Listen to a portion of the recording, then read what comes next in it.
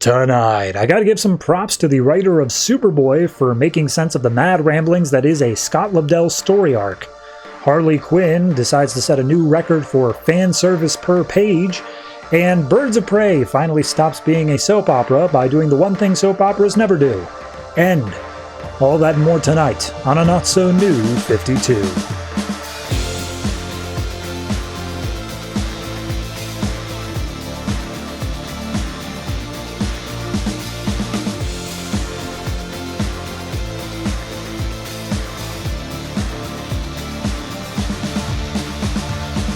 Hello everyone and welcome to episode 154 of the Not So New 52. I am your host and I have a birthday coming up this week.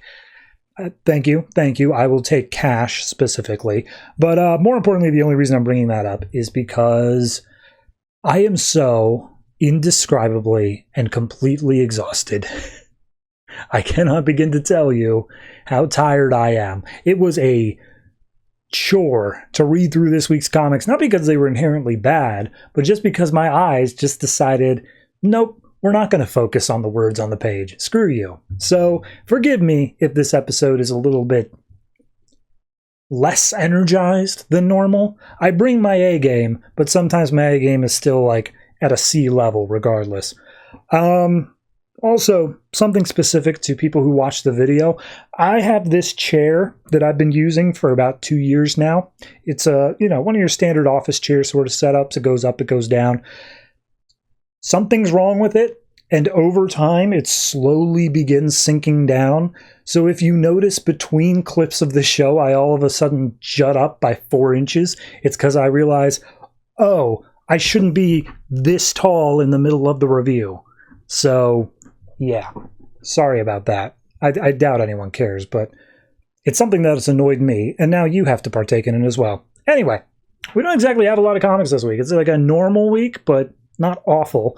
We have, in no particular order, Batman, Batgirl, Birds of Prey, Harley Quinn, Superboy, Superman/Wonder Woman, Green Lantern Corps, Justice League United, World's Finest, New Suicide Squad, Constantine, and then our 2 weeklies, Batman Eternal and Future's End. So the important things to note out of that, Superman Wonder Woman is part of the Superman Doomed event because that will never end as long as you live. That being said, I think next issue is the last part of that, so it will end, just not this week. Superboy, Birds of Prey, and I thought there was one more. No, guess not. Superboy and Birds of Prey are both ending. They are both on their final issues, if you don't count the Future's End tie-ins, which, honestly, who does? And then there was one more. Oh, Batgirl. Batgirl is the end of Gail Simone's run. We, obviously, again, the Future's End book, but after that, we're doing the Batgirl of Burnside era, so that'll pick up in 2 months' time. But that's all the important stuff I really need to share. Beyond that, it's episode 154. We're coming up on the 3-year anniversary. Is it 3-year? Yeah. 1, 2. We're starting the 4th year, but it's the 3-year anniversary. So yeah, that's episode 156. So be sure to tune into that episode because I will be doing nothing important except changing a few graphics on the screen and the shirt that I wear because I haven't washed this shirt in a year. That's not true. I don't know why I'm spreading such malicious rumors about myself, but I do wash this shirt. Anyway, like I said, I'm tired. I'm rambling. Let's just get into the comics. I think I'm going to start with the event book because I always start with the event book. So let's talk about Doomed.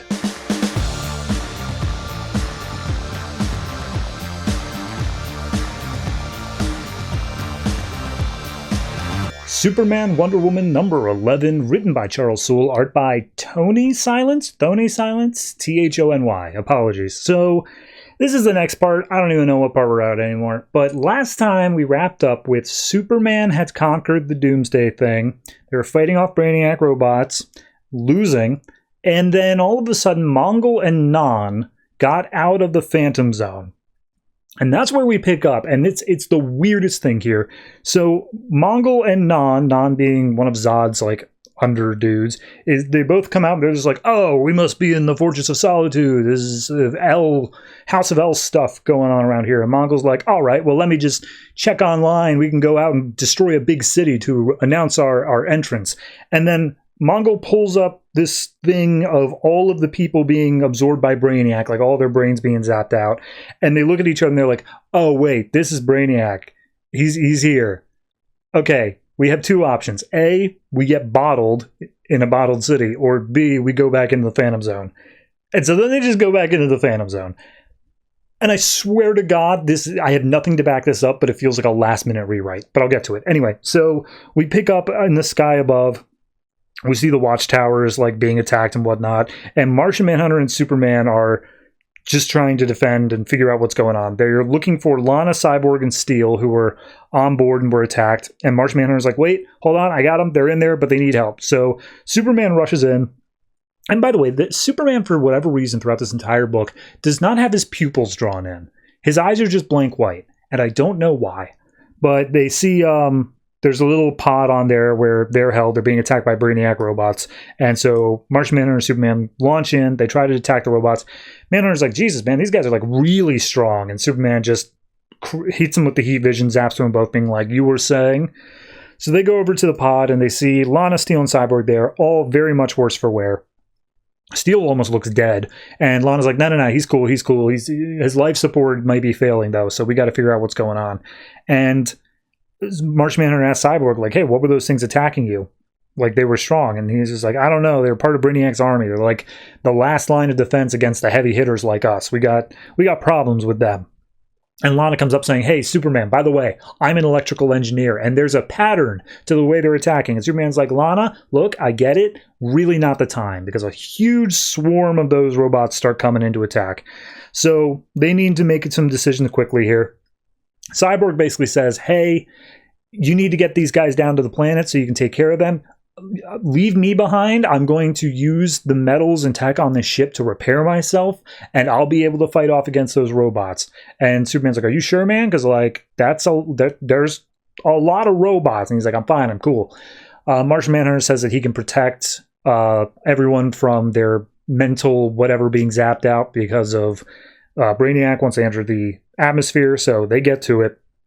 They start zooming the people down. Cyborg goes to fight back, and he's like, yeah, I can feel you trying to get my human mind up into your uplink system, but I'm Cyborg. You can't touch me. And then the robots just say, adjusting so that we can touch you. And he's like, wait, what? And then all of a sudden, Cyborg gets his brain drained out by Brainiac. So back in the Fortress of Solitude, we have Martian Manhunter, Batman, Superman, Wonder Woman, Lois Lane, Lana Lang, and Steel. And those are all that's left. And they say, okay, what have we got? And Lana points out, yeah, our first clue was the plane. By the way, Steel's okay. He's resting, but he's okay. And they point out, we saw that Brainiac was like safely guiding planes to landing rather than just letting them crash. He wants everybody alive. And the reason why is because they're using people's brains as like processing power. It's like the Matrix if it wasn't batteries. And Superman all of a sudden comes to a very quick realization and zooms off. And we get the narration between Batman and Wonder Woman explaining what he realizes, that it's only temporary that they're needed for this. And since Smallville and Metropolis were the first places hit by Brainiac, they're going to be the first places on the chopping block once he gets what he wants. So he zooms off to try to figure out what the hell he's going to do about that. We then see Lois is like, so Wonder Woman, you going to go after him? And he's like, nah. If he needs me, he'll call. We're good.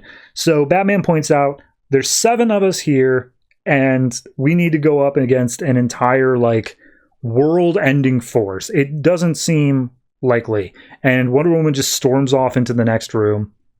We see that Superman's picking up on, like, the comms, what's going on. And he's like, well, hey, Diana, you heard Bruce. There's no time. You got to let me do this. You got to let me make the sacrifice play. And he's just like, all right, I'll race you. Who's going to do the better sacrifice play? And Wonder Woman goes headfirst into the Phantom Zone.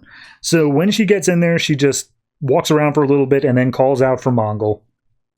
I'll skip a page real quick and say Mongol shows up and says, hey, I'm here. What do you want? And then they try to get the drop on Wonder Woman where Non just like attacks her, and she just flips him over and says, I have no time for this. Look, I'm here to make a deal. And he's like, all right, what kind of deal? And she points up to the sky in the Phantom Zone and says, that I'm willing to give you War World back. So then we go inside of Superman's psyche again, and we see that the Doomsday version of him has been caged up. And he's just like, well, you beat me. Here to gloat? Is that what it is? And Superman just looks at Doomsday, and he's just like, oh, I get it. You want a little help, don't you? And so Superman rips open the cage that Doomsday was kept in. Doomsday just launches out, grabs him, and says like, haha, I've got you now. And he's like, yeah, go ahead, do it.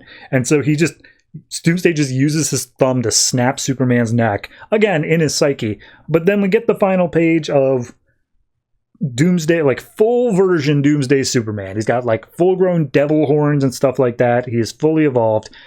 I don't know if that's in the psyche or not. It's hard to tell. It looks like it's in the real world, but I can't place it. And that's literally the whole issue. So going back to what I said at the beginning, of it feels like a last-minute rewrite. You got to understand is that we are approaching the end of this event.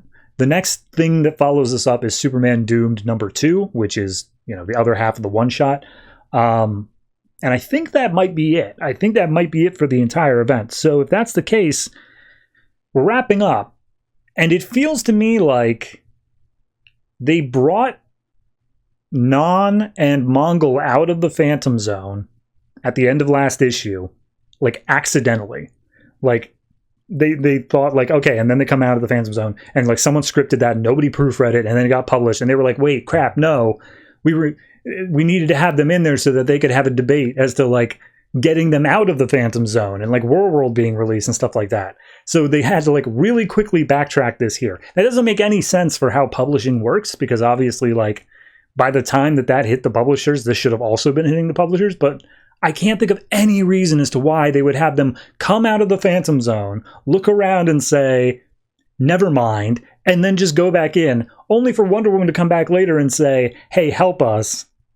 And then, ostensibly, they'll probably will. So, I don't know. It's a weird little turnabout there. Add on top of it, you get the fact that he defeated Doomsday in his head and like got control, and now he's just 100% freeing him again. Everything just feels like this back part was not well thought out. This back part had something go wrong with it, and they had to kind of just scramble for a second. It feels like maybe it got extended by an issue or something. I don't know, but something feels like it went wrong. Beyond that, it's an all right issue. Again, the art's kind of weird as well because of Superman not having pupils the whole time. I don't understand the choice there. It's not like it's awful. It's fine enough art. It's just a weird issue. So I'm going to say this is probably at most for me like a 6.5. It's not that it does anything inherently awful. It's just, I don't know. I feel like I didn't even get a part of the story here. I just felt like I got the in-betweens of what you can assume happened between stories. And then next time we're just going to wrap it up. But yeah, 6.5 for me. We'll see how the finale lands. If next time is even the finale, I have no idea.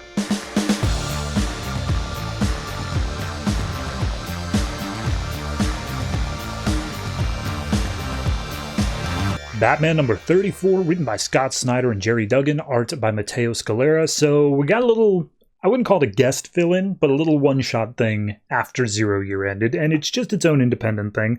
So we open up with a voice that we find out is Dr. Leslie Tompkins saying, have you heard about Vanta Black? It's like the blackest black of all time. It's crazy. And like, I'm sure you already have a black that's even darker than that, don't you, Bruce? And we have this visual of this woman in her apartment. She thinks she hears someone creeping around. And when she exits to her living room, she finds that her cat has been drowned in her fishbowl. And as she's freaking out over that, someone sneaks up behind her and like chokes her out. And this is where we cut over to the Batcave. And Bruce is like, look, Leslie, I'm calling about your patient. I checked on her because he said something was wrong. Something was wrong. She's been killed. And I'm thinking that this might be a serial killer.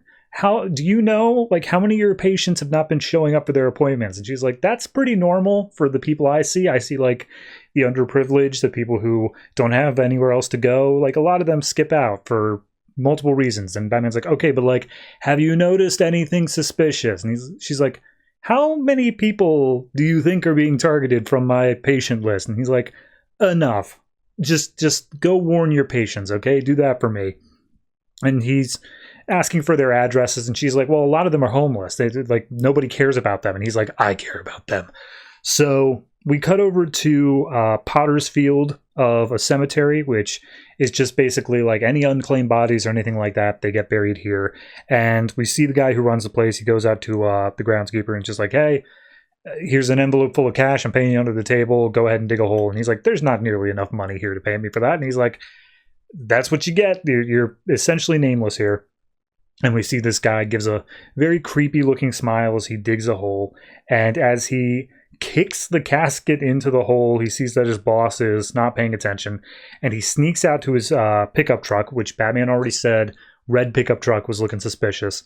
And we see that in the trunk of his car is the body of the woman from before, and he drags the body out from his truck and tosses it into the hole and then buries it on top of the other casket. So we then see Batman slinging through town, and he's like, hey everybody, just so you're aware, Batman Eternal is currently going on. There's a lot of crazy stuff going on in my life right now, but ultimately I'm not going to care about that for this issue. This is all about me trying to find this singular killer.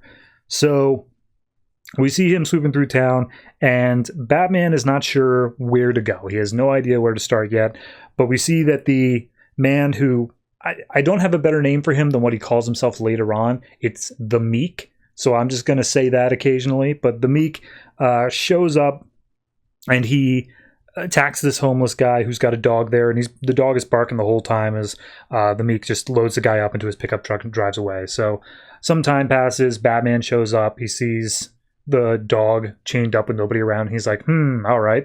So he gets out, he sees the blood splatter on the wall, and he goes up to the dog. He's like, did you catch a scent? Great, you're deputized, let's go. So he lets the dog off the chain and then proceeds to follow across rooftops.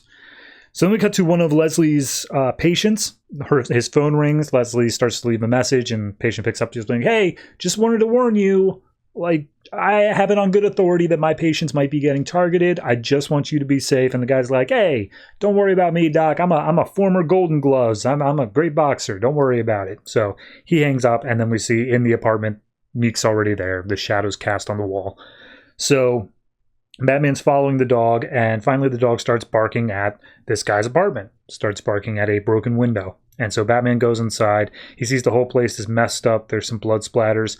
And as he looks at some pills, he sees that they were given and prescribed by Dr. Leslie Tompkins. So he's like, all right, this is definitely who I'm looking for here.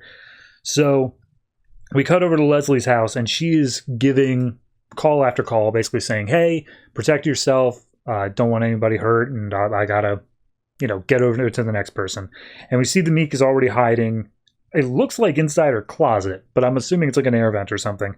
And as he manages to sneak up on her, grabs her from behind, she's like, oh, I don't have any money. What do you want? What do you want? And he's like, I don't want your money. I can't have you warning people, all right? And then he goes on his mission statement. His mission statement is basically, Gotham is full of all these people in costumes and makeup, and they all want to be noticed, and they all want to be seen, but not this guy. He just wants to do his killing and just disappear. He doesn't want to be noticed at all, and that's why he calls himself the Meek.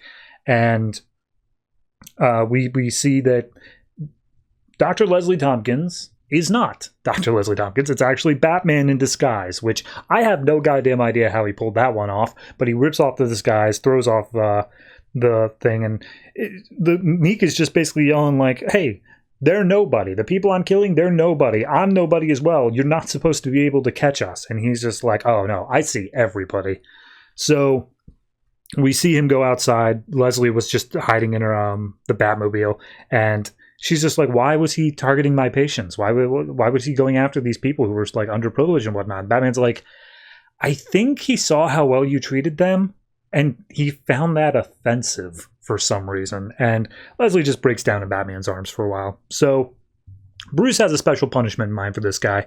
He drives Meek over to Arkham Asylum, surprises one of the guards there named Border, who I think was a new hire like several issues ago. And he brings in the guy and says, hey, look, I know your boss, Dr. Arkham, is not going to go for this, but like, I need to do this. So he brings the guy in, he brings the Meek in, and they decide to put him in the Joker's usual cell, the one that's like usually reserved for him.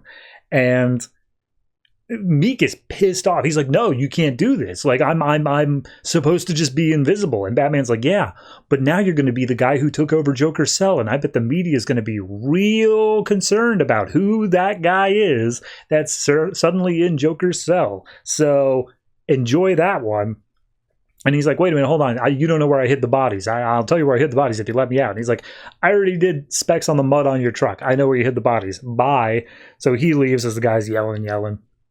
And he talks to Border on the way out, and Border's like, don't you think the Joker's going to be upset? And Batman's like, he's always been a little disturbed. And Border's like, was that a joke? I'm so confused.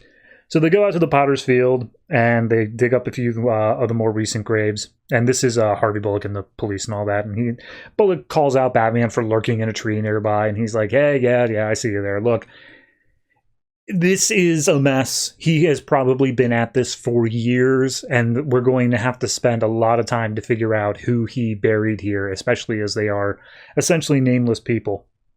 And, you know, they've got the excavators coming in, and Harvey's like, hey, look, you shouldn't be here for this. The smell of this, like, the looks, it's going to be awful. Let's get out of here. And Batman's like, no, they deserve to be seen. So we see a final page of, like, all these bodies underground in the shape of a skull. Very striking image.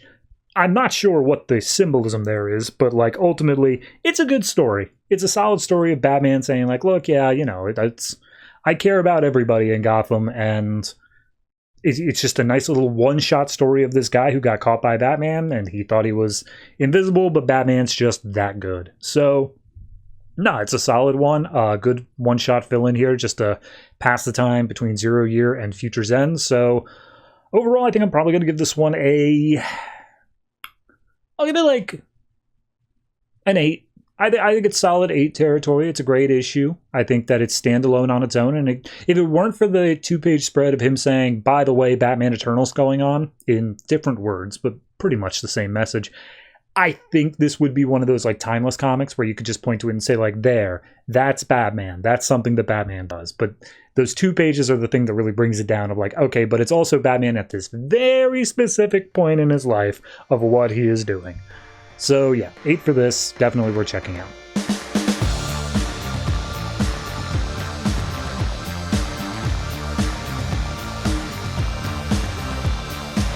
Batgirl number 34, written by Gail Simone, art by Fernando Pasarin. So this is the wrap-up to Gail Simone's entire run, her whole everything.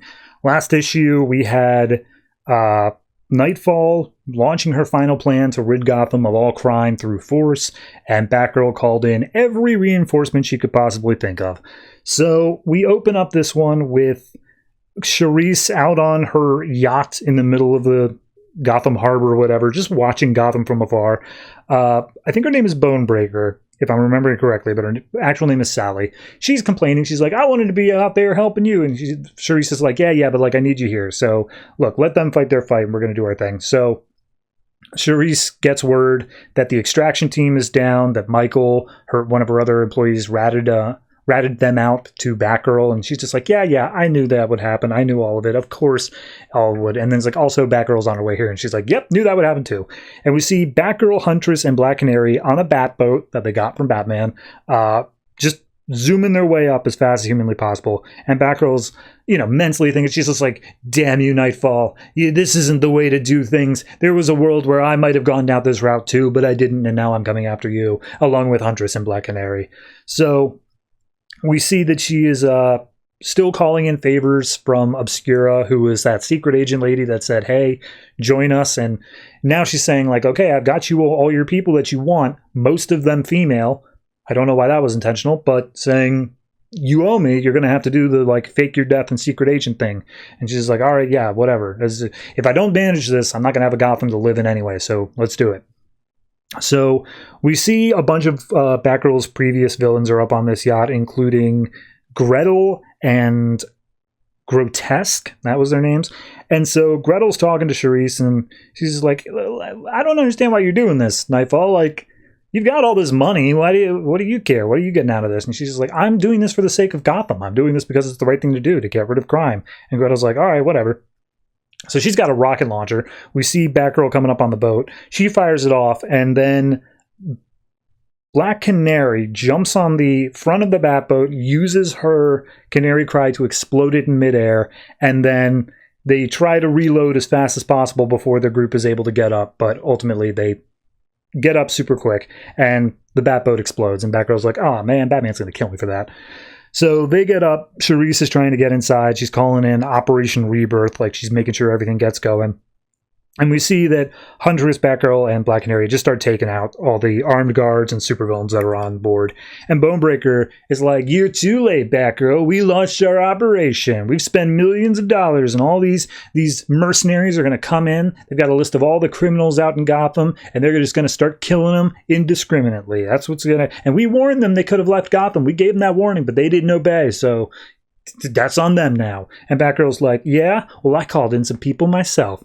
And we just start getting all of these cameos. So she calls in Gargoyle, which is her code word to say, "Go ahead, do it." We cut over to Ricky, her boyfriend's family, and he's trying to get his mom out of the house because they're being fired upon. A guy busts in and just says, like, "Ricky, you were told to leave. Now you will die." And he tackles the guy down to the ground. Back on the boat, we see Bonebreaker goes after Batgirl, and she really is like dead set on the fact that Nightfall said that she would be a princess in the new Gotham. She's like, "Oh, she was going to make me a princess, and you're ruining it." And it's like, okay, well, that's weird. So Black Canary jumps in and helps with taking out Bonebreaker. Meanwhile, Huntress is just dealing with Gretel. Back with Ricky, we see that the mercenary knocks him down and just like, "I was just going to kill you, man, but now you fought against me, I'm also going to take out your mom because I'm that level of evil." And before he can do anything, we see he's hit from behind by Detective McKenna, who's like, "I got a call from somebody who cares about you a whole lot, so let's go. We're going out on the street." And it looks absolutely chaotic out there because there's a ton of police as well doing standoffs with the mercenaries. So Huntress takes out Gretel just super quick without even letting her talk, because apparently that was part of her power set. I don't remember. Did she like convince people to say something with like a magic word? I don't know. So Black Canary's like, "Hey, I theoretically could get her, but do you want to maybe help here?" And so Batgirl's like, "All right, this is the girl who took my boyfriend's leg off, so I have a special thing in store for her." And she pulls up a metal pipe and just starts beating Bonebreaker over the head. And the last thing she says before she collapses is like, "I just wanted to be a princess." So we see Nightfall is now there with Grotesque and a whole bunch of armed guards, and she's just like, "You don't understand. You send cops against my army. They don't stand a chance. I have the best mercenaries that money can buy, and also I've let out a bunch of Arkham supervillains, and they're going to also help do this because I put a bounty if they chop off the hands of any evildoer they come across." And we see Clayface's walking down one of the alleys and gets a guy saying like, "Hey, I'll just bite off your hand and I'll take that in. That's your day to die, man." And Batgirl's like, "You know what I don't like about you, Nightfall? You just keep underestimating me. Like, that's the only plan I had." And we see attacking Clayface is Starfire and Caitlin Fairchild, who I think the last time she showed up was in like Ravagers, and she died, but there were clones, so I don't know. Regardless, Starfire just blasts Clayface through the chest, and that's gone. We see Raven's also involved. We see Batwoman, what's their name? The Movement. We got them showing up, and this entire time, Batgirl's basically just saying like, "Hey, remember your operation was called Operation Nomad?" And she's like, "Wait a minute, hold on. How could you possibly know about Operation Nomad? I kept that totally secret." And she's like, "Here's what you don't understand about me, the thing you keep underestimating. I'm really good with computers. Like, I'm able to hack into your stuff, and yeah, I found out where all of your stuff was, and you're right. If I attacked it one-on-one, they all would have been able to scatter and just disappear, and I'd never be able to find them. So I'm having all of them attacked at once." And we just get more and more people. But the part that gets me here is this last little bit of characters who show up, because it literally is just every single female character in the DC universe. But we also get this character who swings in. She's got red hair and she's wearing like a makeshift costume, and she just says "Dark Vengeance" in like a very campy sort of like "Dark Vengeance." I don't know who this is. I have no clue who this is. So I Googled it, and it turns out this is a character from pre-New 52 continuity, created in Birds of Prey, written by Gail Simone, named Misfit. She never appears again after this single panel. No one has ever used her since. So, sure. We also get like Wonder Girl, Bleeze from the Red Lantern, Zatanna, Catwoman. Just everybody shows up, and all the villains are like, "We surrender, we're done, we stop." So Batgirl reaches into her belt for something. Grotesque is like, she's got a weapon. And then Batgirl just punches Grotesque out saying, shut up, man. You're not even part of this book anymore. And Batgirl pulls out a photo of Nightfall's family and says, hey, your family was killed by criminals. That's why you're so evil. But like, what would they think? Look at their pictures. Look at their smiling faces. They would hate you. You suck. Don't be evil. And she's just like, oh God, what have I done? I just wanted to clean up Gotham. And she's like crying and all that. And Batgirl's like, okay, but here's what I did.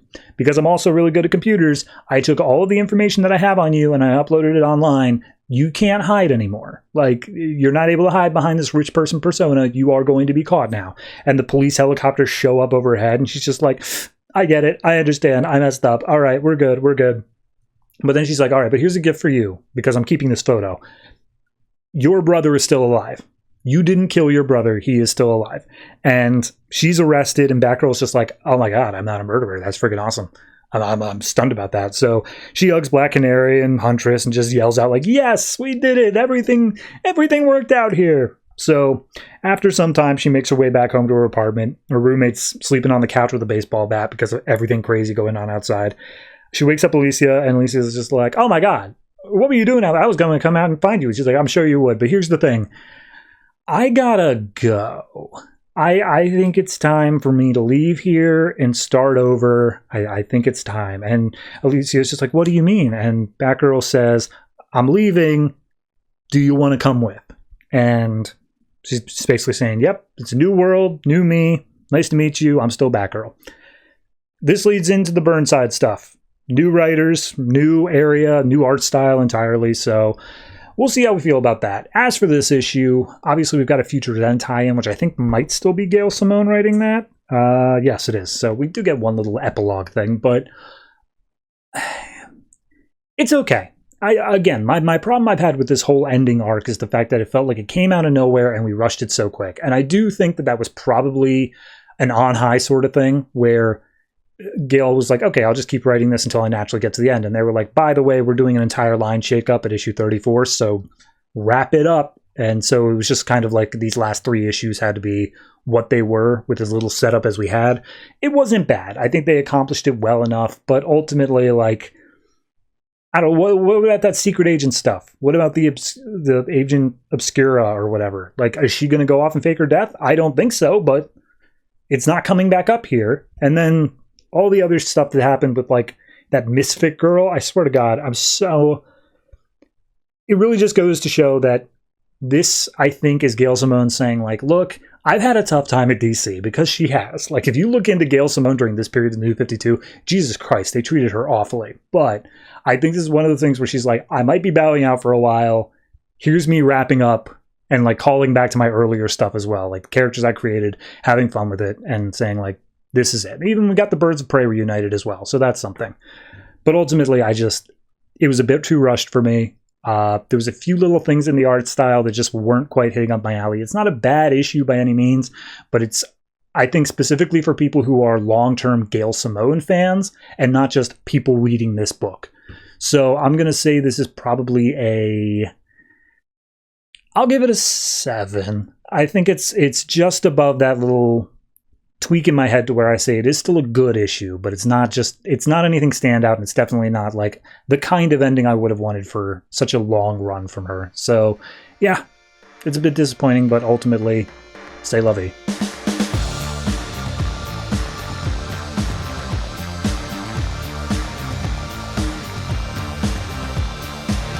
Birds of Prey number 34, written by Christy Marx, art by Scott McDaniel and Robson Rocha. So last issue, apparently Black Canary called the Suicide Squad, or more specifically Amanda Waller, because she wanted answers as to what the hell's going on with Kurt. So this issue picks up in the exact same place. Canary is basically standing over Waller being like, hey, you what do you mean there's an ugly truth? Tell me what you mean. Give me the truth, Waller. And Waller's internal monologue is basically saying like, all right, well, I was hoping I didn't want to deal with this, but she's like crazy right now, so I'm just going to tell her what she needs to hear.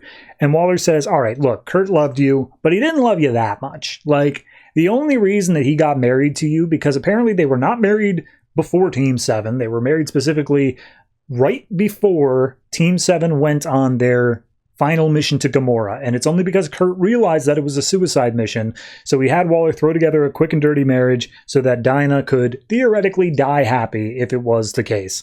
So Dinah doesn't take well to that. She just punches Waller in the stomach so hard it lifts her up off the ground, and Waller's like, well, okay, I'm just not going to take that lying down. So she fights back against Dinah and says, like, no, that's what happened. I'm telling you the 100% truth there. So we cut back over to the other Birds of Prey fighting against Suicide Squad. Captain Boomerang is basically telling Batgirl, like, haha, you're going to run out of boomerangs. Meanwhile, I never will. That's why my code name is Boomerang. And she's like, okay, well, I have more tricks than that. And then she just kicks Boomerang in the face. It looks like Strix is going after Harley. Deadshot shoots her off. And Deadshot's like, that's weird. She didn't even try to dodge my bullets. And then we see Strix get back up because she's functionally immortal. I'm just like, okay, yeah, that's a thing. Then a bunch of the locals in this area come in, all wielding like swords and stuff. And Batgirl goes over to Condor, just being like, hey, you with us? You good? And he's like, kinda. My telekinetic stuff is like really messed up right now. And she's like, well, okay, whatever. The target's over there, Membedi. Go protect him. No matter what, we'll deal with all these locals. And Batgirl goes over to Deadshot and is just like, hey, you with the gun. We are both trying to protect the target. These guys are going to kill the target. Let's work together just for right now. And he's just like, all right, fair enough. So King Shark, who was chained up, is just freed. I don't even remember why he was chained up, but he just smashes his way out. And we see a 2-page spread of everyone on the Birds of Prey and Suicide Squad working together to protect this one target. So then we cut back over to Dinah's fight with Waller, and she's going nuts. She's going rabid. She's telling Waller, like, no, you're just jealous. You just wanted him all for yourself. Say that. That's what you want. And she's just like, no, that's not the case. Oh, why are you so angry? What is going on here? And Dinah, as she's about to throw a punch, drops to the ground, just being like, he doesn't remember me. He doesn't remember we were married. And it's really getting to me. And like, it's something that Regulus did when he had control of his powers or whatever, wiped him of his memory. And I'm just, oh, I'm not doing okay. And Waller's like, okay, well, if we're being honest here, that's not on Regulus. When I resurrected Kurt after the Gamora stuff, that's what wiped his memories. And that's the reason that I kept you guys apart and didn't tell you anything, because I knew that it would hurt you this bad to see that he doesn't remember you. Like, that's the whole reason that, like, he was kept away. So I've only ever wanted what's best for you. I really hope that you understand that. And so she stands up and says, all right, well, how about we let Kurt decide where he wants to go? So we cut back out to the battlefield. The squad and the Birds of Prey have knocked out every one of, like, the civilians. And that's when they turn and just like, are we going to have to fight some more? Are we going to have to keep doing this? Or we can talk this out peacefully? And Deadshot's like, I don't really do peacefully. But that's when Waller and Black Canary come out. And Batgirl's like, hey, what's going on, man? Are we good? And she's like, yeah, we're good. And Waller's like, I'm not really at liberty to say what was decided. That's up to Black Canary if she wants to share. But I was never here. Goodbye. And so she just starts to leave. And the Suicide Squad's like, hey, what about our target? Are we taking him? He's just like, nah, that's up to the Birds of Prey. We're out. So they get the target up to his feet. And Batgirl is pissed. She's like, all right, so we could have easily gotten this guy out, no problem, but you had to call in the Suicide Squad, and we had to have this big fight over top of this guy. Was it worth it, Canary? Was it really like all that was a big thing? Why did you do all this? And she's like, look, Waller and me were part of a thing called Team 7. It's a long story, but like, we're going to have Kurt seen by her in a neutral place in Gotham, okay? Just letting you know that's up there. And she's like, all right, well, I'm definitely going to be a part of that. So we see Gotham sometime later. Kurt's in a wheelchair between Dinah and Waller, and Waller's basically saying, like, hey, do you remember me? And he's like, no, not really, but I don't remember this chick either. And she says, I'm the husband, so that's weird. And Waller's like, okay, well, we work together. Here's the thing. I have government contacts, and I can get you the best help that you could ever possibly want, completely no strings attached, and you can just get better. And whatever you want to do after that, that's on you, but we are just going to offer this up to you. And Kurt looks over Dinah being like, well, if I'm married, I'm sure my wife has something to say. Do you have something to say about that? Supposedly wife. And Dinah's just like, look, I love you and I want you to stay here. Like, I do not want you to go there, but like, ultimately this is your choice. You got to figure out what you want to do.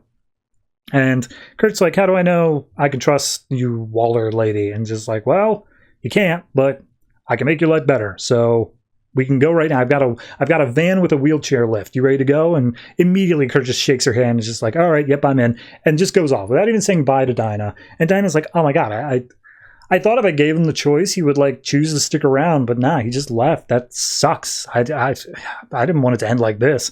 And Batgirl, who's standing there, is just like, usually I'd care, but like, you have been so unbelievably selfish and like self-centered that you haven't let me in on any of this stuff that like, I don't.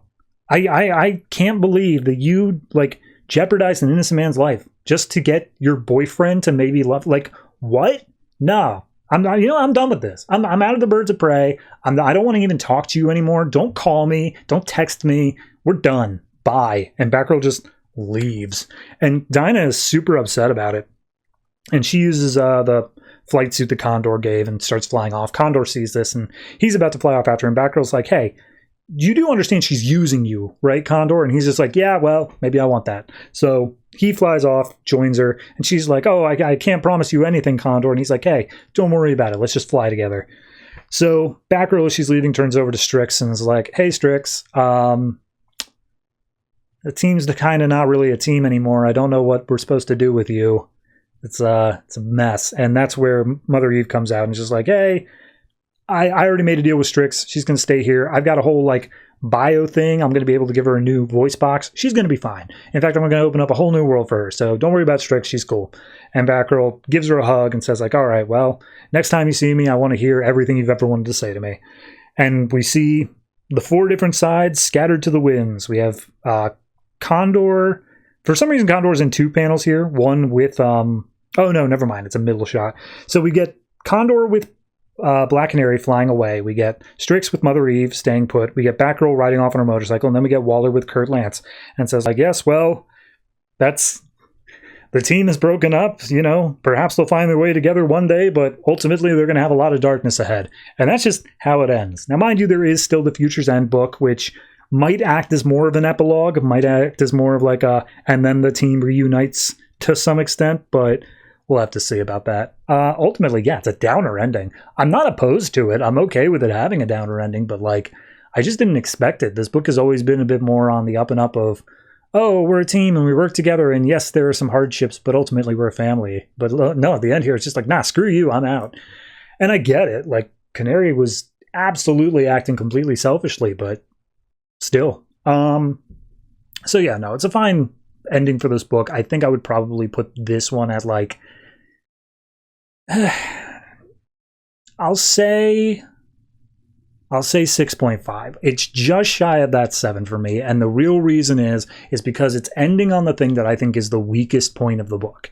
It's ending on the soap opera drama of like my ex-husband who has amnesia and all of this Team 7 stuff we had and the lies and the misgivings, and I was never a fan of that. I was never a fan of any of the Team 7 tie-in stuff. Hopefully this is the last we will ever see of it, just period, because ultimately in modern day comics, it's not in continuity, or at least nobody ever mentions it. So yeah, I'm gonna say this is a 6.5 for me, but ultimately it is still an okay issue. It still wraps up the story well enough, breaks up the team and says, yeah, that's it, we're done. So, I mean, if you're gonna end it, I suppose breaking up the team's one way to do it.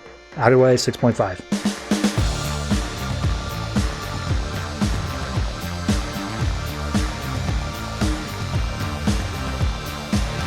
Harley Quinn number 9, written by Amanda Conner and Jimmy Palmiotti, art by John Timms. So, I don't even know what happened last issue. I think it ended with a dude killing a cop and then saying, oh, Harley, you will be mine, or something like that. This issue picks up at Rikers Island, which is of course, a prison, and we see that there is a woman named Mrs. Macabre who is visiting her son. I don't know the relation, but he says, hi, mom, and she says son, so I'm assuming that, but it gets weird. And he is in jail. Apparently it was an accident. He got in a fight at a bar. Guy fell over, broke his neck on a bar stool, and so he's having to fight that. And Miss Macabre is basically saying, like, oh, it was the mayor's son-in-law, so they're making an example of you, but don't worry, like, I'm going to find a way to get you out of this. I've got a plan. And apparently she works at the freak show circus, whatever you want to call it, that Harley's like owns the building of. So they're mentioning her in passing. And then the cop who is watching this says, all right, that's enough, time to go. And she says, can I kiss my son goodbye? And he says, of course. And she gives full tongue action. And he's just like, okay. And turns out that she was actually passing over a thing of lockpicks. And we see him just being like, all right, see you soon, Mom. And then we get no payoff to that. So I'm assuming it's a future setup. But anyway, we cut back to backstage where Harley's being fitted for an outfit. Apparently she's filling in for a role of... Okay, so it's a show. It's like a burlesque sort of thing. And it's like pop culture stuff. And it's apparently based off of 1950s cheesy like sci-fi films. And Harley is filling in for the role of an alien who comes across a human. And it's all like... you know, showing skin, having fun, doing whatever. And apparently they're really taking off because a bunch of hipsters found out about this place. And so they're filling in that. So Harley and, I forget her name, Queenie, get up on stage. Queenie is the astronaut. And she's like, oh, what a world I've crash landed on. Oh, is there a hostile life form nearby? And then Harley comes out in this disgusting looking blob outfit. And she's like, oh, hello, what shiny skin you have? And she's like, oh, it's a spacesuit. Oh, well, your atmosphere is safe, so I guess I'll take it off. And so she strips down, and the audience is like, yeah, woo! And then Harley's like, oh, this is actually a protective uniform. This isn't what I look like either. And so she strips off her blob outfit, and it's basically just in a skin-tight suit with, like, pasties on. And she's like, this is what I look like. And the crowd goes, yeah, woo! And then Harley's like, oh, and now I will show you the customary way that we greet each other on my planet. And then she's like, hey, Thony, the script said we got a kiss here. Is this like a quick peck or like smooching? And he's like, smooching like you smooch your ex-boyfriend. And Harley's like, ex-boyfriend. Okay. So then she goes like full tongue action on Queenie, and the audience is like, yeah, this is the best show of all time. But then Harley starts freaking out. She grabs hold of Queenie, just like, you pushed me into a vat of acid and you left me behind. How dare you? I hate you. And Queenie's like, I don't know what's happening here. So she throws Queenie out in the crowd, obviously hallucinating that it's Joker. Queenie hits somebody who then hits somebody back because they thought that someone else punched them. Whole crowd devolves into a riot super quick, and Harley's like, oops, that's my bad. So as everyone's pushing and shoving, Harley takes advantage of it and just starts throwing punches out in the middle of the audience until she's knocked out to a bottle of the head, and a cop comes up and ties up her hands, throws her in the backseat of a truck or of a car, and then as she wakes up, she's being read her rights by this cop. Mind you, it's the guy from last issue. He has stolen a cop outfit, and it's very clearly him. And he's like, oh, well, you have the right to remain silent, blah, blah, blah. Anything you say can be used against you. And Harley's like, anything I say? So if I say like a cheeseburger and a milkshake, you'll use that against me? Can we get extra hot fudge on it? And he's like, okay, it's not like that, but whatever. And they do some more back and forth there until the one joke I need to point out is if you cannot afford to hire a lawyer, and she interjects saying, oh, I know about this blind lawyer down in Queens. Down in Hell's Kitchen. So just dodging the line of different companies there. So they end up driving quite some distance, and Harley points that out of like, wait a minute, we passed by like 4 jails in the meantime. Where are we going? And they end up pulling up to this old looking house on a hill, and she's like, oh, okay, you're doing like a Norman Bates thing. Is your mother's corpse inside telling you to kidnap pretty girls? And as he lets her inside, turns out it's full of Harley memorabilia, like costumes and pictures and stuff like that. And she's like, what are you, president of my fan club? And he's like, as a matter of fact, yes, I am. And there's a big cage that he has in the middle that he puts Harley inside, locks her inside, and says, my name is Edwin. I'm not actually a cop. I killed a cop, took his thing. I saw the hit that was put out on you online, and it had your address with it. So I decided, why not? I'm gonna keep an eye on you, and I'm gonna find a good time to snatch you up. And she's like, oh, okay, yeah, I get the obsession thing. I definitely understand that. So he says, yeah, he works down at a cell phone store, and part-time he works down at a nearby comic shop as well. He passes her some clothes because he's still in like the skin-tight suit or whatever.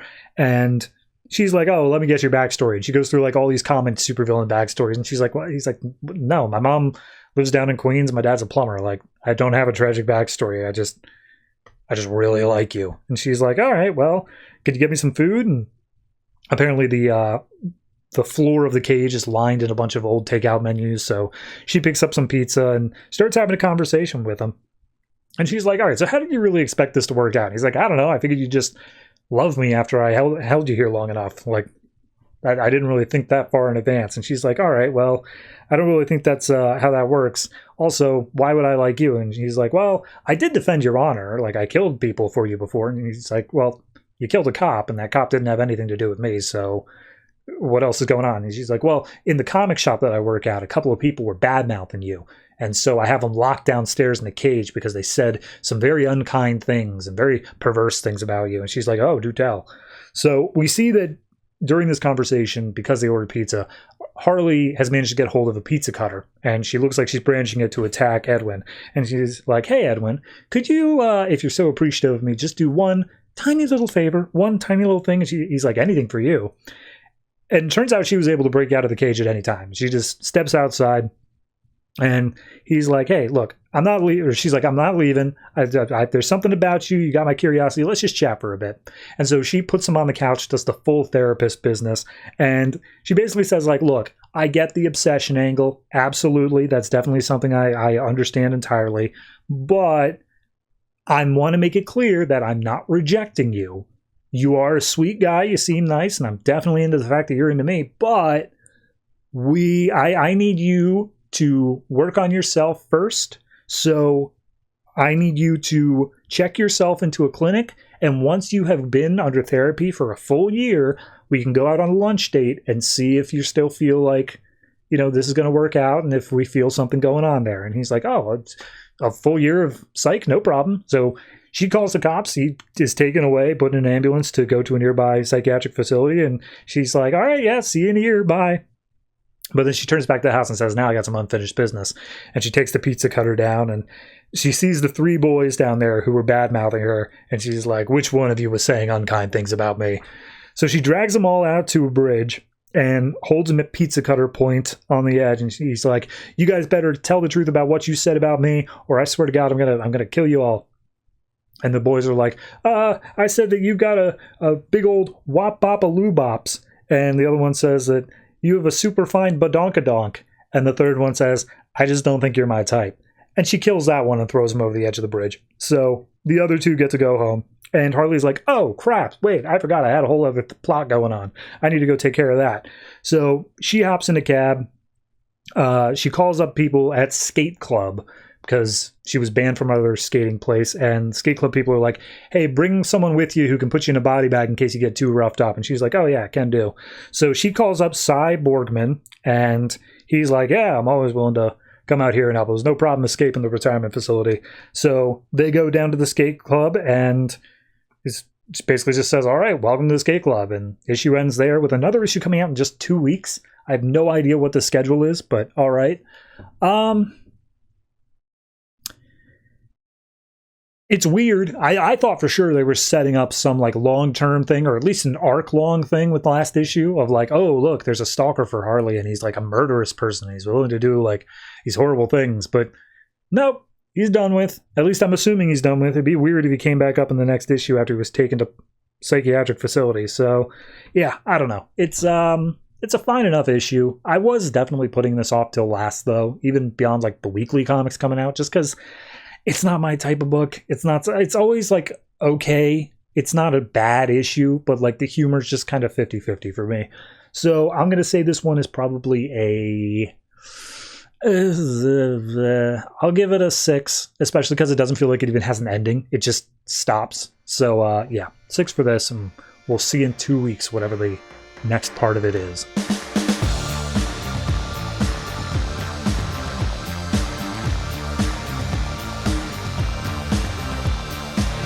Superboy number 34, written by Aaron Kuder, art by Jorge Jimenez. So last issue, dear Lord, a bunch of different Superboys showed up from different timelines. And then we also had Con-El, like the original Connor, show up. We had John, who's good, and then John from the past, who's evil. And it looks like John from the past, who's evil, just took over control of the main Superboy's like body.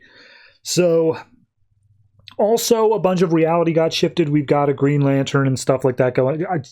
Go back and check it out. I do not have the time. Regardless, Evil John is like, you know what? I've now got power back. I'm going to kill all of you.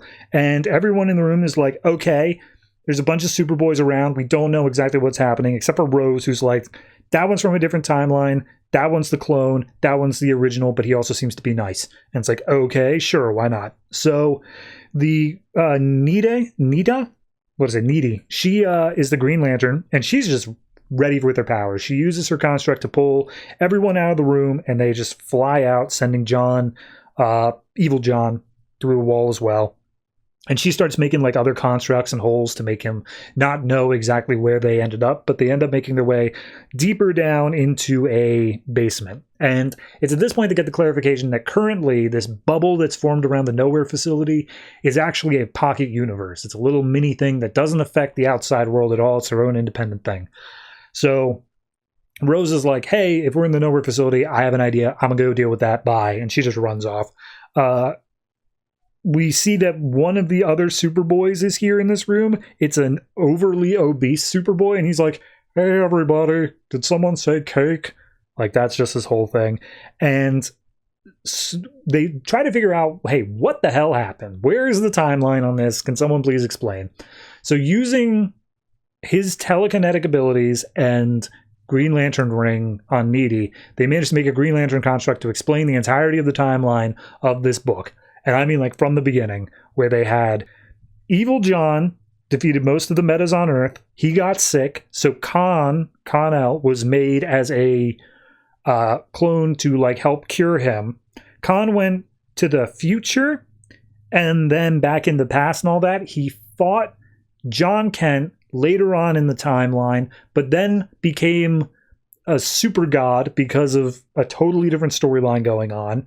Other John went back in time, and they thought he was a member of the Teen Titans, but then he started becoming good, and then they all ran into the current Evil John that was still in this timeline because he was waiting to be cured at the Nowhere facility. And they piece it all together. They see Evil John's tearing through the building. One of the other Superboys is like, yo, bro, could you chill out a little bit? Like, we're all brothers here. And he's like, you're right, we're all the same person, which means I can use my power on all of you. And he somehow manages to see through the eyes of all of the other Superboys to figure out where the two main ones are. And then we get a brief little tiny explanation that I'm just going to read this. When John traveled back to this time and landed in New York, he created a temporal wave that yanked Khan's essence back with him. He became a bridge that linked between the two Johns, and when they touched, they became some kind of paradox Superboy, and that was the hyper-powerful one from last issue. So we see that the fat Superboy is also controlled by Evil John. He sees through the eyes, he calls out, says, hey, they're down here, and immediately Evil John comes down. And it's just an all-out fight between all of, like, Needy and all the other members of John's group, and then all the Superboys are there as well, fighting against them.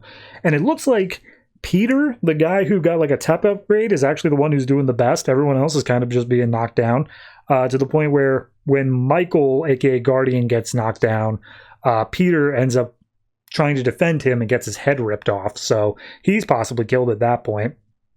We see Evil John is going after, because he's in control of this pocket universe, he goes after Green Lantern Needy and is able to use her ring to create his own constructs, and is just able to, like, knock around Khan and all the other Superboys and whatnot. That's when Rose finally comes back, and it's just like, all right, I've come back with my cavalry of people from Nowhere. And we see all of the other villains that Nowhere made from the Superboy series were all on ice, and they are all brought out here to help join in the fight. And it seemingly almost does enough, but they are still on the back foot. There's no way they're going to win. So Good John swoops in, and he realizes, this is my chance. I have to do this. So he swoops in. He manages to dodge around Evil John's stuff just long enough for him to grab hold, and then just supersonic speeds fly up out of the building, up towards the edge of the barrier of the mini universe. And Evil John's like, oh, we really are the same, aren't we? And Good John's like, no, we're nothing alike. So they break through the edge of the pocket universe, seemingly resetting everything. So all the people all the Superboys are gone, everyone else is back to their normal selves, and Guardian gives the ending thing of saying, like, did the pocket universe even happen? Like, everything was reset. It's hard to say, but there is reason to believe, A, John wasn't erased from all of history. Like, he did still happen. His appearance in New York is still documented. Also, he's gone. Like, there's no trace of him anywhere. So that's all suffice to say that the pocket universe did actually happen. And then also, the other fallout to it is Khan is back. So they just undid the other Superboy's death and becoming a space god. Like, he's now just back and everyone's happy to see him. And that's where it ends. That's it. We get a Future's End tie-in to, like, I guess say what more happens afterwards. But, like, what the hell was this book, man? Like, if you told me at the beginning of Superboy, written by Scott Lobdell, that this would be the most complicated timeline out of any book in the New 52, I'd say, yeah, that probably makes sense with Scott Lobdell writing it. But the weird part is it only got complicated once other writers came on. That was when it started getting like, oh, okay, but like this is a problem now. So, I don't know. It was an interesting ride throughout. I can't say that I ever really loved the book. There were times that, like, I gave it credit because it was actually doing good things, but even from the beginning, it was always a book that felt beholden to other things going on. And it was only in this last arc with Aaron Kuder taking over on writing that it felt like, okay, we're doing our own thing. However, we are beholden by all of the continuity that came before us, and therefore I have to make this insanely dense web of time temporal paradox BS, and it's just it's all a mess, but sometimes it's a more fun mess than not. So I'm going to say this particular issue is probably a 7 for me. It's all right, it's good, it's not fantastic, it's just good. The run as a whole, though, I mean, from beginning, this book has been weird. I gotta say, it's not one that I would suggest checking out unless you have a morbid curiosity of, like, what the hell did they do to Superboy?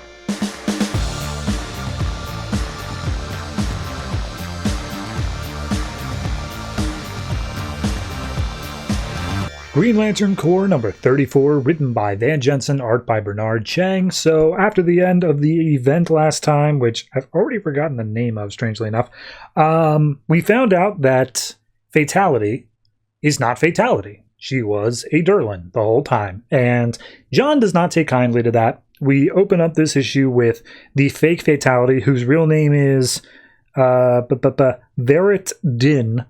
Sure. And he's basically just threatening her, being like, where is she? Tell me what's up. What's going on? Now, Veritin stopped being a Durlan and turned into a Daxamite, which is permanent, but she still looks like Fatality, so just wrong with that. And she's like, look, there's nothing you can do to, like, threaten me. I'm a Daxamite. I'm sure I don't have, like, my powers right now, but one day I'm going to get a yellow sun again, and then I'm just going to kill you. I'm just going to kill all the Lanterns. Like, that's what's going to happen. And she even pulls out the thing of, like, but if you ever need to feel her lips on yours again, you know where to find me. And he's, like, about to kill her. But ultimately he steps out and says, like, look, the Star Sapphire ring tried to find Fatality before you crushed it, therefore she's alive, and I'm going to find her. So the science cell closes up, and Daggle's standing there and is basically babysitting John to make sure he doesn't do anything too rash. And he's like, yeah, look, I wasn't going to kill her regardless, dude. But if I was going to, you couldn't stop me. And Daggle's like, look, man, Durlans suck. I'm one of them. I get it. But, like, she's too dangerous to keep alive. You should probably kill her, just not for the reason that you're saying. And John's like, no, I need to find the real one. And the imposter's the only one who, like, definitely knows where if I can't get a lead. So I am just looking for any leads. What do you got? And Daggle's like, well, you know, they got their radioactive supplies from a trafficker named Pulp, so that's an option. And he's like, yeah, sure, tell me, where is he at? And he gives the sector and says his normal route and whatnot. And Daggle's like, I can come along with. He's a dangerous guy. But John's already gone. He flies off too quick. So as Daggle's left behind, Hal comes up. And Daggle's like, you do understand how close he was to killing her, right? And he's like, yeah, well, he wasn't going to do it. So we then basically have Daggle and Hal returning to the main section of Oa. Not Oa. We're on Mogo.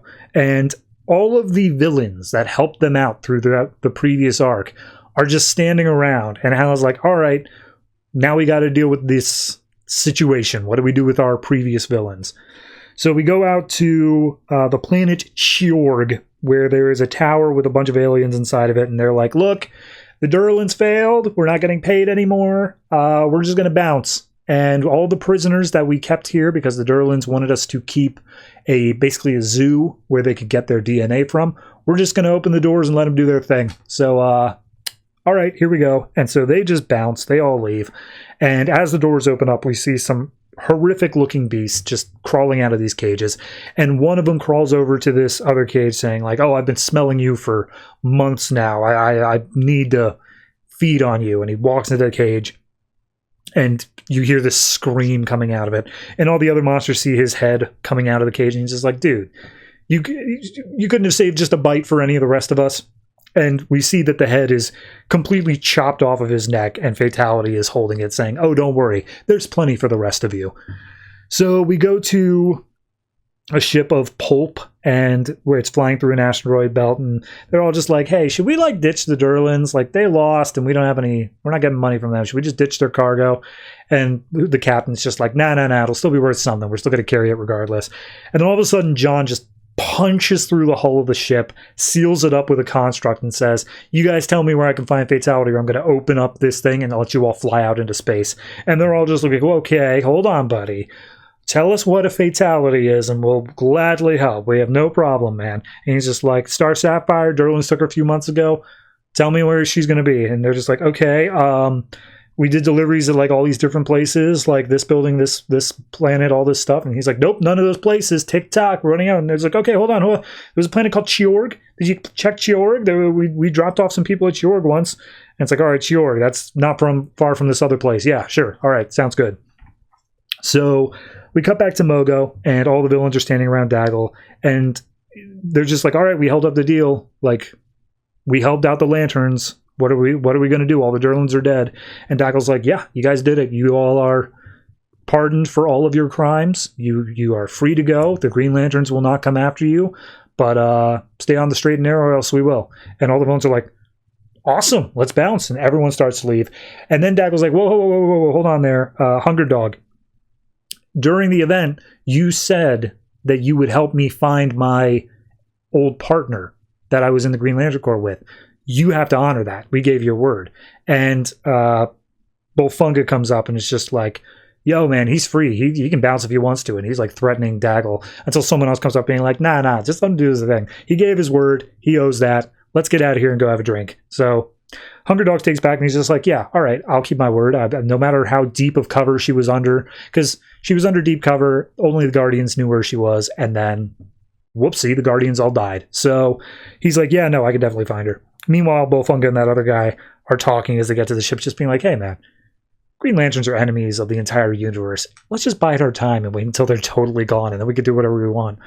So approaching Chiorg, we see John just flying in. He just headbutts the planet, more or less, barges into a base there. And all the while, throughout this entire book, we every once in a while cut to a pink panel. It's colored entirely with just pinks and whites. And it's just showing a moment in John and Fatality's history and just walking us through, like, it seems like memories of his, things that he remembers about her.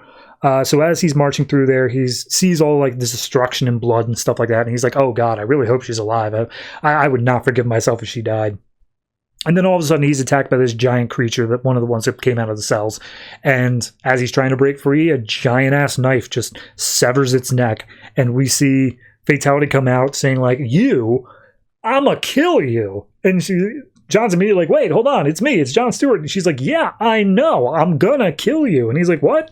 No, we love each other. What are you talking about? We're in love. And she's just like, no, what? I love you. No, I hate you. I hate everything about you. And here's where we get a reveal. And I'm not sure how I feel about it. The Star Sapphire ring is what loved John Stewart. It turns out that Fatality, I didn't know this, was originally a Yellow Lantern. She was taken in by the Star Sapphires, essentially brainwashed, and she was forced to love because she was wearing a star sapphire ring. But she's from the planet of Zanshi, I believe, which is the planet that Jon Stewart blew up. So she has every reason to hate Jon, and she's like, no, I hate you. You destroyed my planet. You killed all my people. Like, and you think that I would love you, and you didn't realize, like, I was being forced against it by my, like, what is wrong with you? And he's like, I didn't know. I had no idea that's how that worked. And she's like, no, the Durlans captured me and experimented with me, and that's what snapped me out of it. I've got out of it once I lost my ring and was like tortured forever. But like, no, I hate you. I never loved you. That was never a thing. And he's like, well, we beat the Durlans and we took over somebody who took over your form. And she's like, and you never noticed that wasn't me? And you claim to love me? No, dude, you are shallow as all hell if you couldn't even tell the difference, man.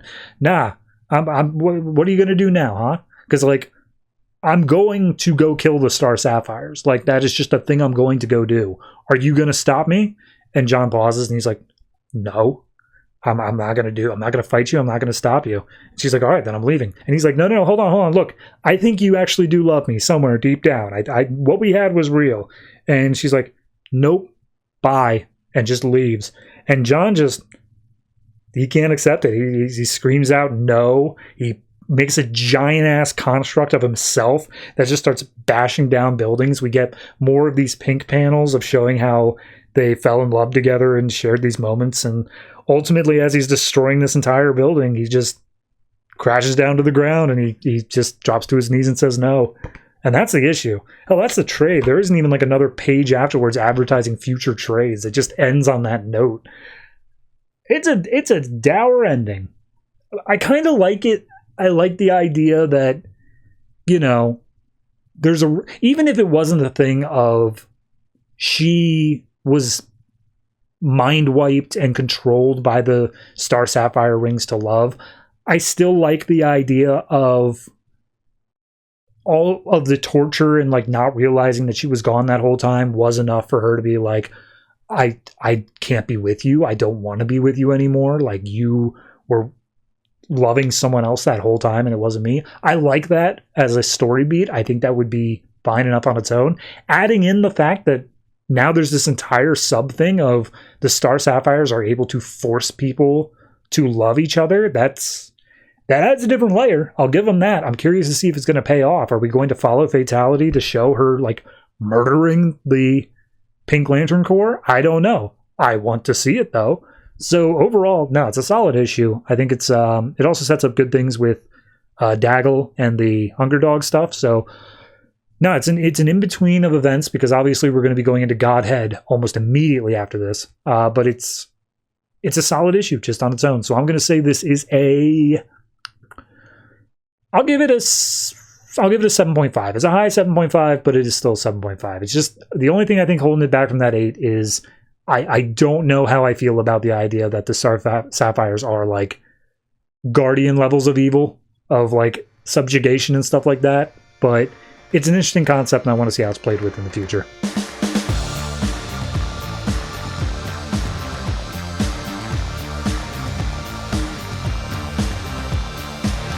Justice League United number 4, written by Jeff Lemire, art by Mike McKone. So last issue was kind of just wrapping up the plots, but the big thing that happened was a bomb was going off, not a bomb, an overloaded engine or something, and Hawkman sacrificed himself in order to save the planet, or however big of an explosion it was going to be. So we pick up in the Zeta bunker in Canada, and all of a sudden Alana just teleports in. She gets Zeta beamed in, and she looks around and sees, like, okay, I'm alone. I don't know what's going on. There's some of those fancy suits that Adam was wearing, so I'm going to put on the blue version of that one. And she starts walking around fully strapped. She's like, all right, is anybody else here? I got a gun. And all of a sudden she hears a crash noise nearby, and she sees a young girl. And if you remember the subplot that's going on, there's Miabin and her one friend. Well, the friend got teleported in here. I don't know if Miabin did. But regardless, this is the friend. And the friend's just like, hey, you got to help my friend. She got taken. I don't know. It took her. We need superheroes. So Alana's just like, what was it? And he's like, oh, it was a monster. So we go back to Ran, and we see a bunch of Thanagarians have arrived on the planet, and they're just like, what the hell, man? Hawkman was awesome. He was one of our best. And because of your stupid, illegal genetic experiments, he's dead. What the hell? And then the Ranians are just like, look, yeah, we get it. We blame ourselves. Like, that's exactly what it is. But, like, you got to understand that Biff, the terrorist, was a Thanagarian. And the Thanagarians are just like, whoa. You guys are the ones who started the project in the first place. Like, don't act like this is all up, like, without that. And he points over to the kid, Ultra, who is still aging. Right now he's about like age 5 or so, who is under Martian Manhunter's protection. And he's like, that kid needs to be killed. And Martian Manhunter's like, you are more than welcome to try. See how that works out for you. And Thanagarians are like, whoa, hold on, dude. We're just here to pick up the body. We're not actually a war party. So, yeah, we're just taking him. And we cut over to Animal Man and Green Arrow talking, and it was like, should we like do something about this? And it's like, nah, Martian Manhunter's got it. Hey, did you know you were on Justice League of America with Hawkman? Did you know him? And Green Arrow's like, not really. We barely talked because we almost immediately got launched into an event where we weren't present. Yeah. Also, by the way, I heard about the fact that your kid died, Animal Man. Sorry about that.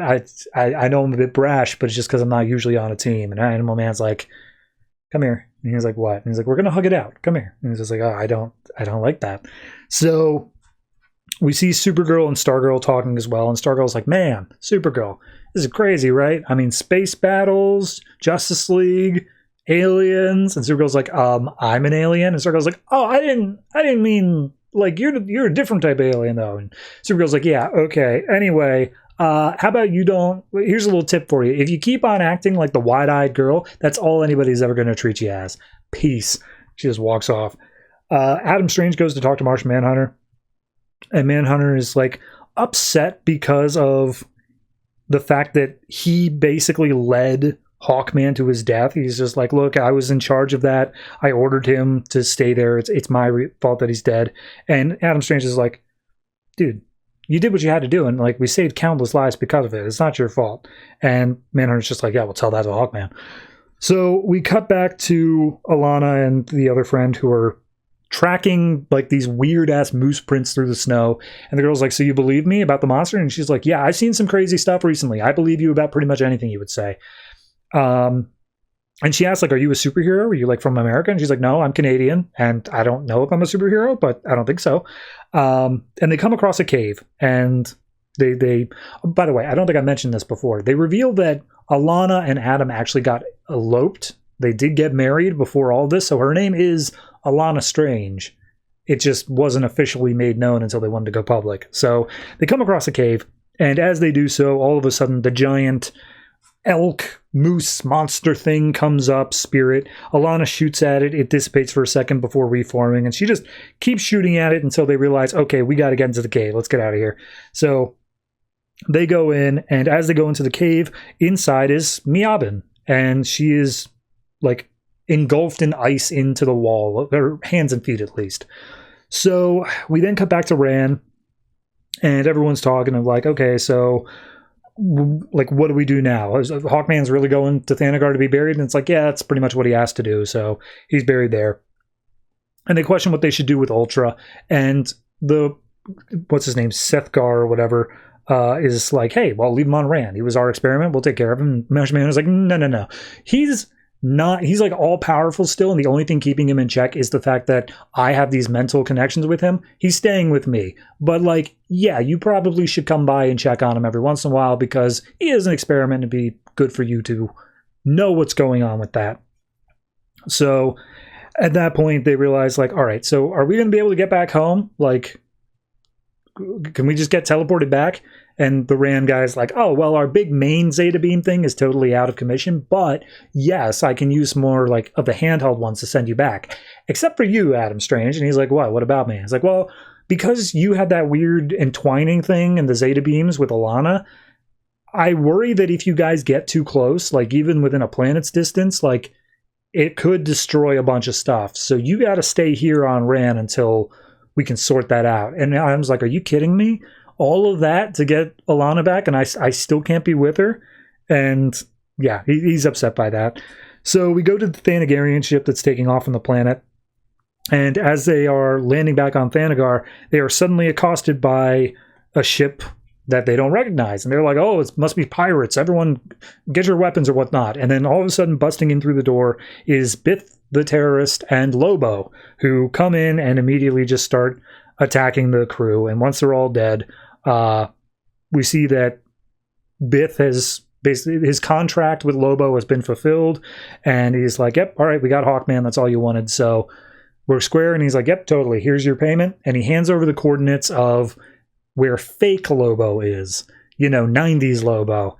And Lobo's like, fantastic, I'm gonna go do that. So he leaves, and he leaves Biff alone with Hawkman because he wants his, nth metal stuff.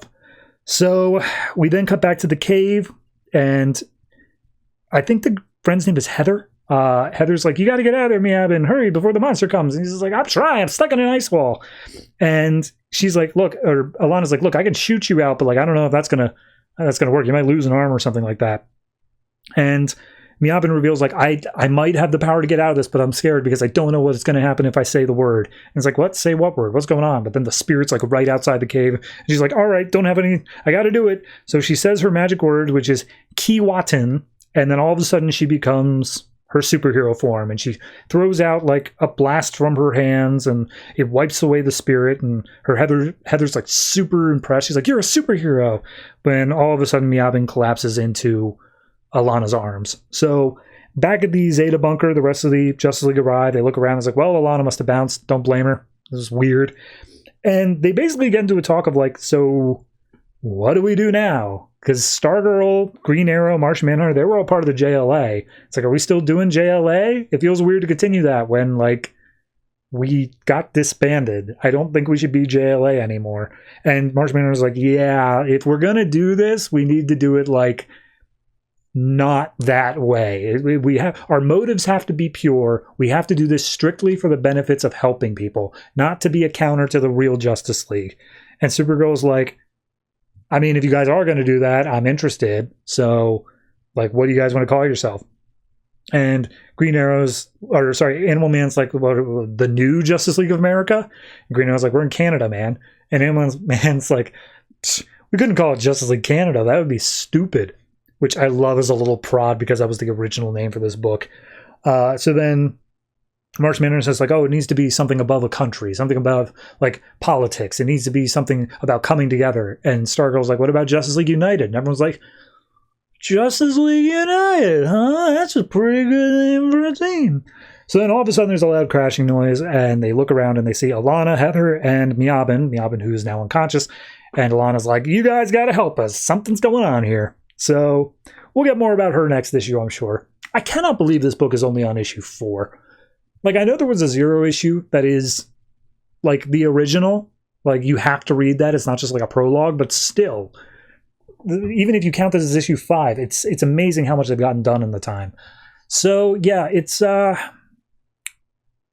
of dumb how they got the name, but cheesy dumb. It's not ugh, this is so stupid and boring. Nah, it's a cute little moment where they just piece it together, and they even make fun of the fact that we're going to call it Justice League Canada beforehand. So all good on that. And then whatever Miabin's superhero stuff is going to be, I'm interested in that.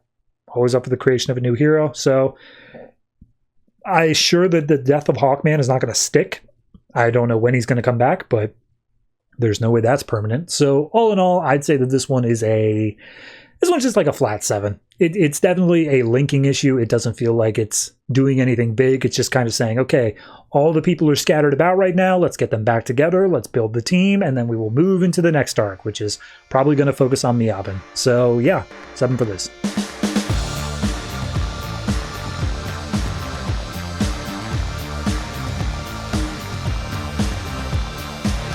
World's Finest number 26, written by Paul Levitz, art by Scott Collins and Tyler Kirkham. So, last issue, they went through the portal. They went back to Earth 2, and were immediately greeted with hellfire and death.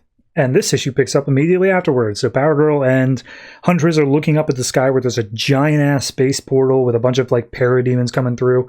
And everyone's like, what the hell is this? What's going on here? And Power Girl's like, oh, I think we're home. It smells right. And then we made it just in time. And Hunter's like, just in time for what? Everything's on fire, man. What the hell are you talking about?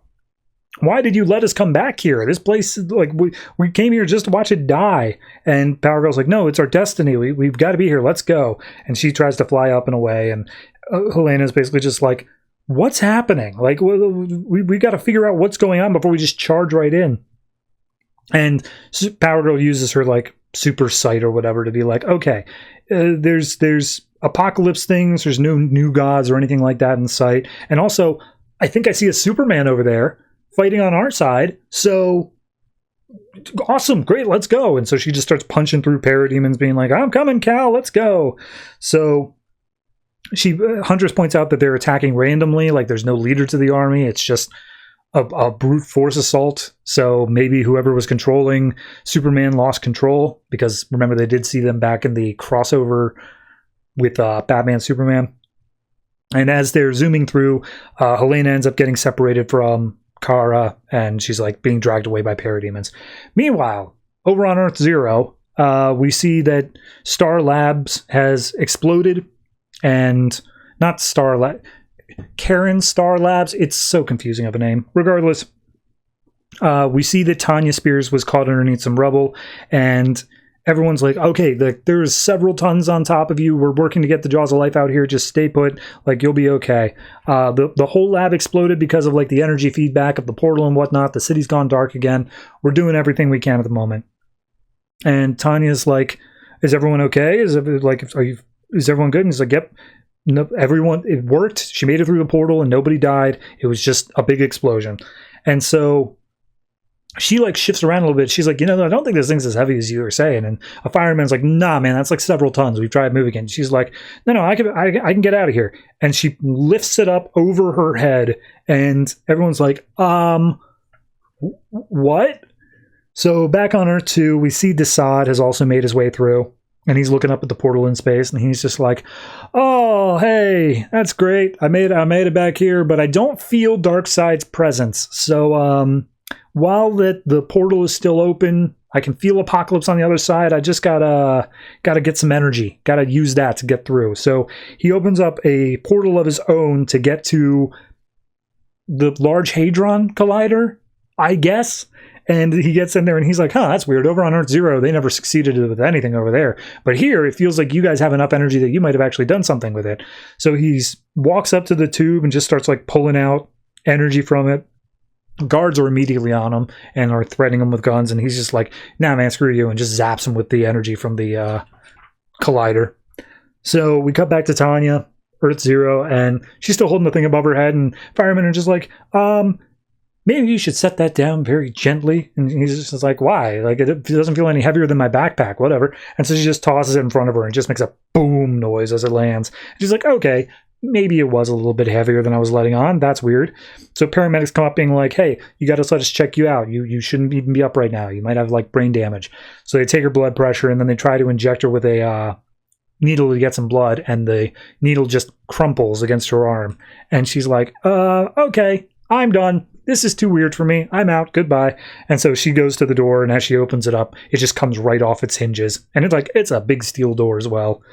So back on Earth 2, Helena's plummeting to her death. She manages to grab hold of a parademon and, like, surf it down to the ground.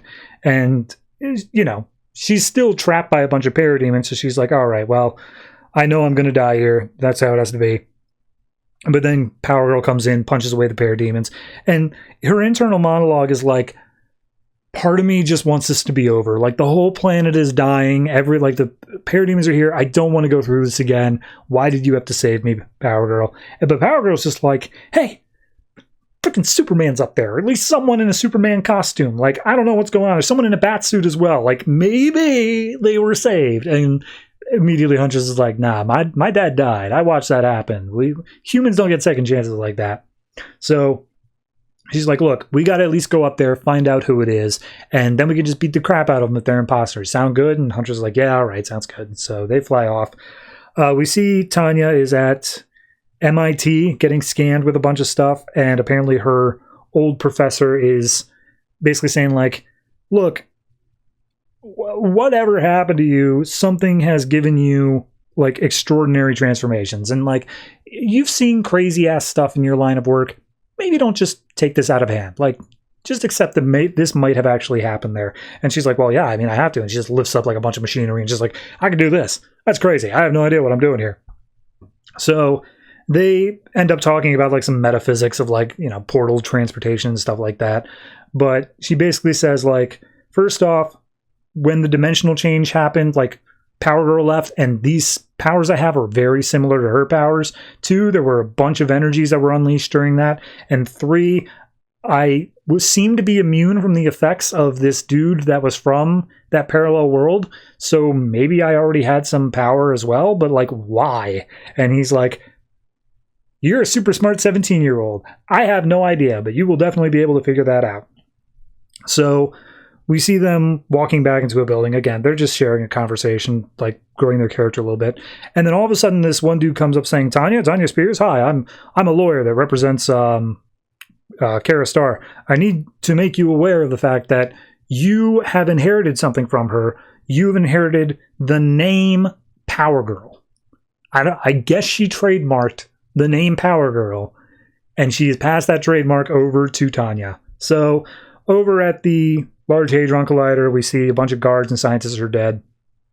And Desaad's kind of confused as to how there is so much power going through the accelerator, like what's going on. And he picks up a scientist being like, hey, how are you getting so much power? This actually shouldn't be possible. And scientist is like, I mean, back when the big portal in the sky opened up, like everything started moving faster. We can't explain it. It's crazy. And Desaad's like, oh, it's an infinite loop. Well, that means that Darkseid has need for this world, and therefore Apocalypse shall conquer the earth and none will survive. And we get a final page showing Karen and Helena looking at a giant screen that's showing all of the crazy stuff that went on in Earth 2 like 2 issues ago. Because that's the thing, is they already wrapped up this plot over in that book, so I don't entirely understand why we're saying like, oh, and then this is happening concurrently. Yeah, it's... If we're going to do a pivot over to Tanya, I'm fine with that.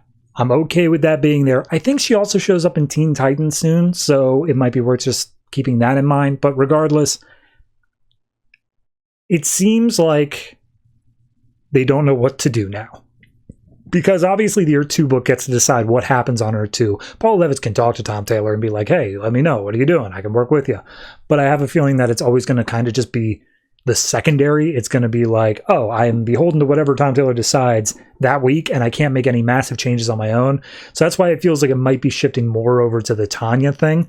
But I don't know. I'm curious to see what the fallout to this is going to be. Obviously, I imagine Huntress and Power Girl are going to show up in Earth 2 fairly soon, but I can't say for certain. So ultimately, I'd say that this specific issue, it's probably only like a 6.5 for me. It's not that it did anything inherently wrong. It just didn't feel like it did anything at all. So take that for what you will. But ultimately, I'm looking forward to the new status quo here and how we're going to continue this book now that the core objective of the book for 26 issues has been accomplished. Because that requires a very major shakeup. So we'll see where it goes.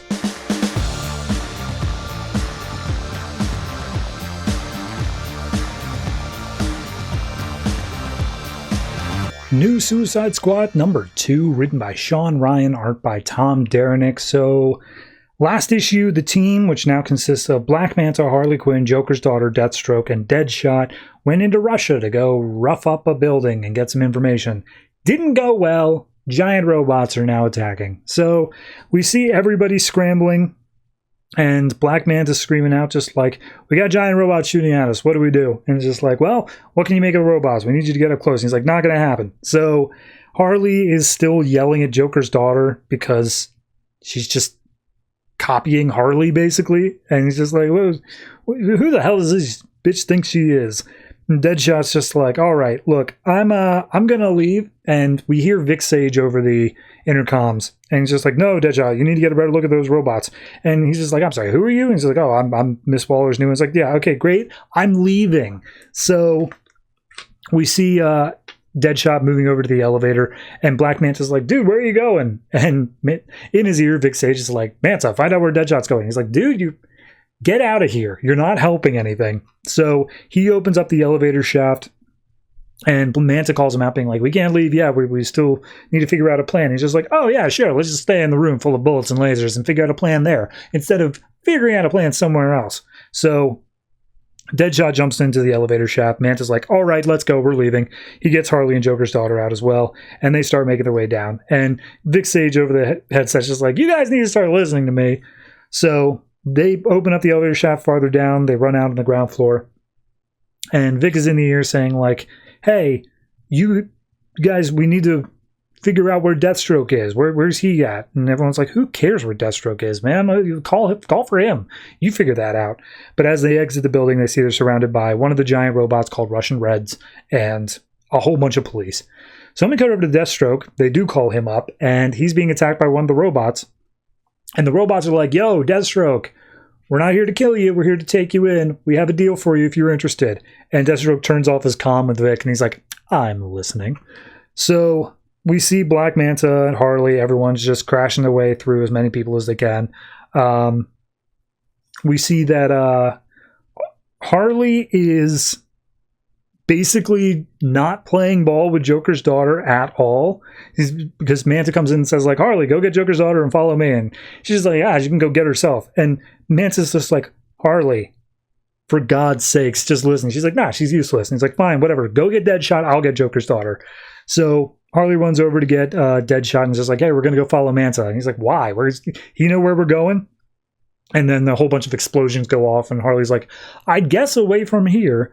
So they manage to run past a whole group of like the robots and stuff. They start running their way down the street.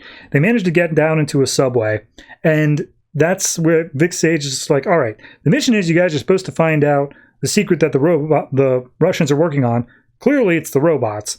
And at that point, you just hear Waller and Vic Sage arguing over the headsets, being like, yeah, the mission's done, man. They're getting out of there. Like, that's all that needs to be said. And Vic's like, no, we need to figure out how they work. We need to figure out something about them. And Waller's just like, well, when you get an actual plan, feel free to share it. But meanwhile, all the rest of the Suicide Squad just gets onto a subway and manages to get out. So we see there's a general guy who's basically like, I knew these robots were a disaster. You need to let me send my men in. Well, they'll be able to take out that group of supervillains and whatnot. And then another guy's just like, hey, this order comes from the top. We're using robots. And he's just like, sir, they're underground. Like, we got to send in somebody. And he's just like, yeah, all right, well, I can handle it. So his team is allowed to go in, and he just wants to show up the robots and basically say, yeah, we're better than that. So let me go over to what Deathstroke's doing. He meets up with like a Russian politician-looking guy, and he's like, look, world sucks. Everything sucks out there. We're losing resources. Populations are increasing. But, we just want to make sure that Russia comes out on top. So we want you to work with us. And he's like, isn't that what the giant robots are for? And he says, yeah, well, the robots come from up top. We're not totally believing that they're the scary part. We want the effective part. And we think that's you. And he's like, yep. And we're willing to give you money. Like, tell us how much you want. So we see Manta is basically telling Harley and Joker's daughter to quit their bitching at each other and get over it. They all need to work together if they want to get out of here alive. And then he's like, all right, if you guys are willing to listen to me, I think I can get us all out of here. Are you in or are you out? And then all the power on the subway goes out. And everyone's like, all right, well, what do we do, boss? So Manta pulls everyone down to the ground as the windows get fired out. And he's just like, all right, we need to get a good look at who's shooting us. And into the train walks this group of mercenaries with the general-looking guy. And he's like, oh, don't get up. Please, don't get up on my account. And Deadshot's like, all right, Manta, if you're going to tell us the plan, what is it? And he's like, kill everyone as hard as you can. And Harley's like, I think I could do that. But then before she can finish the thought, Joker's daughter overwrites her and just be like, I could definitely do that. So they start fighting. Every time Harley throws a punch, Joker's daughter comes in immediately afterwards and just does the exact same punch. And Harley's eventually just like, stop copying me. She's like, stop copying me. So she's purposely trying to get under Harley's skin at this point. We see how hopelessly unmatched the commander is. And he's just like calling into the team. And he's just like, everything's fine. Everything's doing fine. No worries about it. And then Deadshot manages to stand over top of him. And he goes over his comms and he's like, actually, maybe you could send an extraction or something like that. And all of a sudden there's a rumbling noise and Deadshot looks up and he's like, Manta, we need to get out of here like right now. So Manta pulls out a grenade, throws it down the shaft, manages to blow up a bunch of the other guys. and blows off the end of the train like as it's driving. So he takes Harley and Joker's daughter. They jump off the end. Deadshot, meanwhile, is trying to escape, but the general is holding tight to him. And he manages to get a few shots off into Deadshot's like shoulder and leg. So Deadshot can't get out quickly. And he's just like, hey man, this train is going haywire. You need to let me out. And he manages to shoot the general, but then he's just dragging himself along the ground. He knows he's not going to make it. And next thing he knows, the Russian Reds from above on the street fired down into the subway, seemingly exploding the subway car that Deadshot was on. So he might be dead. It was a really fast-paced issue. I know it took me a while to explain it, but like so many panels only has like a single speech bubble, if even. It just blitzed right by. I think the longest I spent on any page was when the Russian politician is talking to Deathstroke, trying to convince him to get over to his side. So that'll be interesting to see how that shakes out. Ultimately, we are still in like a setup phase here. We're still learning the new dynamics of the team and how different things are coming into play. Obviously, Harley and Joker's daughter is a whole thing going on. We'll see how Black Manta works as a quote-unquote leader within the team. But I don't know. I'm still kind of just feeling out how I feel about it. For this specific issue, I'd say it's okay, not great. It's definitely action-packed, so it's got that going for it. But I think ultimately I got to give it like... It just feels like a 6.5 for me. It's high 6.5. It's almost a 7, but I feel like saying it's a 7 means that like I actually enjoyed it in a more meaningful way than I did. So hopefully we can get a little bit more out of this. Hopefully we can get some more interesting dynamics. But right now it's just under that level of like, not a book I'm looking forward to.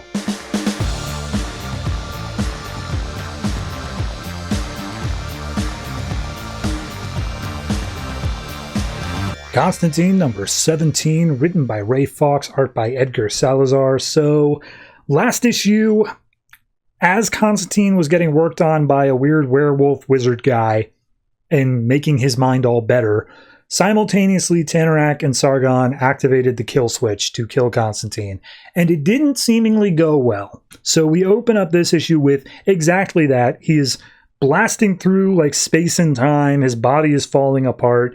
Everything's going awful. And he realizes what happened, but he's like, well, I'm going to die. Oh, well.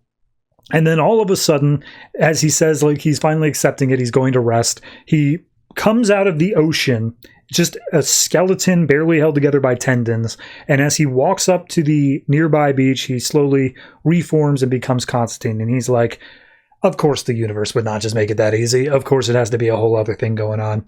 So he realizes like, okay, I did it. I survived. I don't know what's going on, but like I'll figure it out. And as he stands up, all of a sudden a World War I German biplane just flies right past his head. And he's like, what in the hell is going on here? So he thinks back and he's like, okay, Papa Midnight's the one who put the kill switch in me. Obviously it was a scam. He didn't actually kill me. He was going to send me back in time by 2 weeks from the moment that it was cast. So it was always just going to be a little scam thing to get me like out of the way and like disappear. So that was all supposed to happen, but because of the like messing up my body and stuff like that by the werewolf wizard, it didn't quite work out. And now I am on a Tanzanian island in the middle of World War I. And he's like, well, that's it. My plan has officially failed because there's no way I can make this one work. And we get a recounting of what the plan actually was. And it's spread over a few pages here, but I'll just say it all at once. His plan was that as Constantine was killed, Julia, the one girl that he selected for before, would manage to get in close to Tanarak and Sargon, and in doing so, Spellbinder would be on top of her, like hidden inside. She would unleash Spellbinder, who would then go after Tanarak, while she handled Sargon. Now, Tanarak would be busy with Spellbinder. He's just that strong. He would be capable of doing so, but there's no way that Julia would be able to take on Sargon. So that's the point where Constantine would come out. Or sorry, no, Constantine already placed a thing on Sargon so that when a killing spell was sent out, it would backfire on Sargon and would actually kill her instead. And he only placed that while she was unconscious in the bedroom. So sleeping with her was actually a tactical decision. Meanwhile, as Tanarak's being tortured by Spellbinder, he might eventually get out of it. So Julia would still have to deal with Sargon. She wouldn't be dead. She would be able to pull through that. And that's where Constantine would come out of the woodwork and kill Sargon. Because without Constantine doing that, Sargon would take out Julia, then go and help Tanarak, and they would both manage to either take out Spellbinder, meaning that they would lose entirely, or Spellbinder would kill Tanarak in the meantime, then go and kill Sargon, and therefore all of the magic in the world would belong to Spellbinder, which is an even worse case scenario. So ultimately, the spell has totally failed, and he's like, well, nothing I can do about it. So he sits down on the beach, and then all of a sudden a German soldier comes out around as he's sitting there, and he's like shouting German commands. He's like, oh, who are you? What's going on? And Constantine's like, hey, I don't have a weapon. No arms. I'm fine. He fires off a shot when it backfires, because I'm sure Constantine did something, and a bunch of other troops come around over the hill. Constantine takes the one guy hostage. He pulls out the moon blade and he starts talking to Mr. E. He's like, hey, man, yeah, I need you to tell me where I'm at. It's sometime in World War I. Mr. E's like, yeah, it's this very specific battle. Like, you're in Tanzania. Like, all this is going on here. But we can both combine our magic to help get you out of here if you let me out of this blade. It's your only hope. You have to do that. And he's like, yeah, and then you'll come out and cut my throat. And he's like, you don't really have any other options here. So another plane swoops by, kills all the German soldiers that were holding him down. And Mr. E's like, I have no idea how you managed to survive all this stuff. Like, seriously, I'm going to write a book about how crazy it is that you survived all this. And at that point, he's like, wait a minute, hold on. Did you say Tanzania?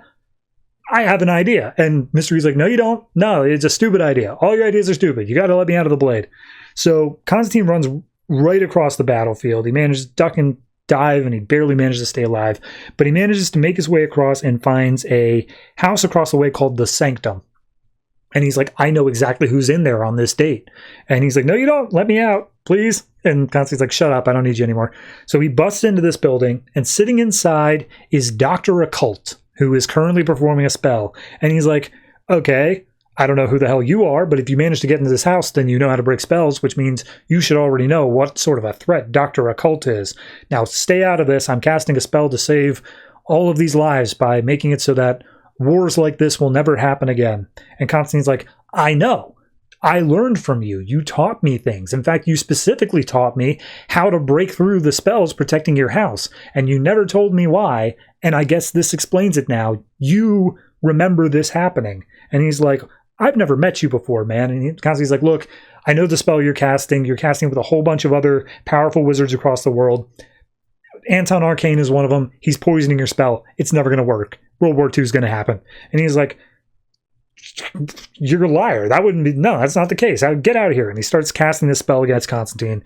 And Constantine remarks on how powerful Dr. Occult is. He's like, look, he's the most focused wizard ever. Like, when he casts a spell, you see the chains of creation around you. Like, it is intense. And so he's like, all right, I'm going to use that energy. And he funnels it through the moon blade. And he's like, all right, it's very technical. It's very specific, which means I know exactly how to tweak it to get what I need. So instead of being blasted back to, the spell would normally blast me back to the moment of my birth. Instead, it's going to blast me back to where I need it to. And so he starts adjusting the spell. And Dr. Cult's like, you can't do that. It's too much magic. You're going to be destroyed. And in the process, John loses the moonblade. It separates from his grip, and he falls through a magic portal, and he sees the chains of creation, and he just feels unimaginable pain as he's split apart over and over again. And all of a sudden, there's this deep rumbling boom, and we see Dr. Cult's like, all right, well, I wonder what that was about. And then cut to modern day, we see that both Spellbinder and Julia were killed by Tanarak and Sargon, and they're like, did you feel that? Someone has messed with the bottom level chains of creation, like the structure of all things. And I think we can guess who that probably is. Cut to Constantine, who doesn't know what went wrong, but something clearly did, because he doesn't end up at the Cult of the Cold Flame. He ends up surrounded by parademons. So, womp womp. I'll be frank, I looked a little bit ahead here. I didn't read anything, but solicits-wise, he's on Earth 2. I don't know how that happened. Or at least he's going to Earth 2. So, yeah, that's the next plot we're doing. So, I like it. I think that, here's the thing. This feels like it's the end of the arc. It feels like because he explained the entire plan and said, like, here's how it needs to go, and then we see that it did actually fail, it leads me to believe that the next arc is going to be all on Earth too. We're not coming back to this. We're not going to come back and say, like, and then he comes back and stops Tanarak and all that. Like, no, we're done. He's going to be on Earth too now, which is concerning. I don't know. It doesn't feel like this is a finale level event. This feels like it was more of a, he would have gone back to fix it. You know, he would have gone back in the next issue and been like, oh yeah, I managed to pull this all together. But ultimately, we're just going a different direction because he's going to be a part of Earth 2 now. So, I don't know. It's a bit weird for me. It's not bad by any means. I really like the way they do the visuals of, like, the chains of creation and all that. And the World War I stuff is also just fun. So, overall, it's a decently written book, but it just doesn't feel like the finale to the arc. It just feels like the next step. Like, we're setting up the next arc before we even finish this one, and now we're not going to get finished with this one. I could be wrong, though. I might entirely, but it's just the way I get the feeling from it. So I'm going to say this one's probably just flat 7 for me, but it's fun seeing Dr. Occult. I appreciate the fact that this arc has done a good job of showing a bunch of DC's different, like, spellcasters and magicians and wizards and stuff, and it gives a good flavor for, like, all the different types of magic out there. So this arc has been nothing but at least fun.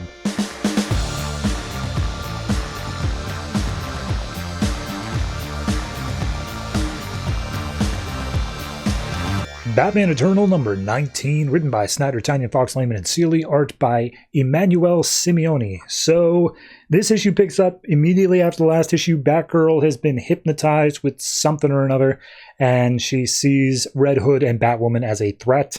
We see here that she specifically sees Red Hood as the Joker and Batwoman as her serial killer brother. So immediately Red Hood, based off of her saying, like, oh, James Gordon Jr. and the Joker, immediately Red Hood and Batwoman are like, oh, okay, she's been hypnotized. This is probably like a knockoff mind control thing. Probably Mad Hatter. All right, we worked it all out. So, Batwoman, how about you go ahead and go deal with that, and I'll take care of Batgirl here. And she's like, you're not going to shoot her, right? And he's like, I'm not going to shoot her. In fact, she immediately lands a foot to his head, and she's like, I also am going to try not to die myself. So we then pick up with the Batman and Killer Croc plot, where they're all going down with Jason Bard in deep into the sewers. And we have Croc basically saying, like, you smell that? Batman's familiar with that smell. That's the smell of death. Come on in. I'll show you what's going on down here. And Bard's like, this is, like, super clearly a trap. And Batman's like, no, we can trust him. He's on the up and up here. So they walk into a room, and I'll be honest, I'm not entirely sure what I'm looking at. It looks like a giant cage or something like that Croc is keeping some dead bodies in. And he says, all right, these things are, like, very wilted and horrible looking. Their eyes are all stitched up. They look horrible, but they looked that way when they came in. They were like zombies, and they were coming in and they were after, like, people who were protected by me, and I'm not a huge fan of that. And Bard goes off and, like, explores the rest of this, like, cave area while Croc and Batman continue talking. And Batman's basically like, yeah, look, I have some people on the inside under Arkham. They saw some stuff similar to this. It's not like zombies or whatever. It's actually an invader from another plane, extra dimensional aliens. And apparently they get stronger the deeper down they go. So that's why Croc was able to fight them off closer to the surface.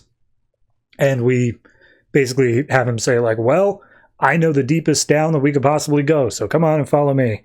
Meanwhile, Bard looks over and sees a bunch of like police riot gear and stuff off to the side, including one that's labeled as Jack Boone, who I'm not familiar with, but regardless, it's very heavily shown there. So we then cut over to Blackgate, where something's going on. Gordon wakes up and he's trying to get a feel for what's going on. They're shouting and stuff after lights out.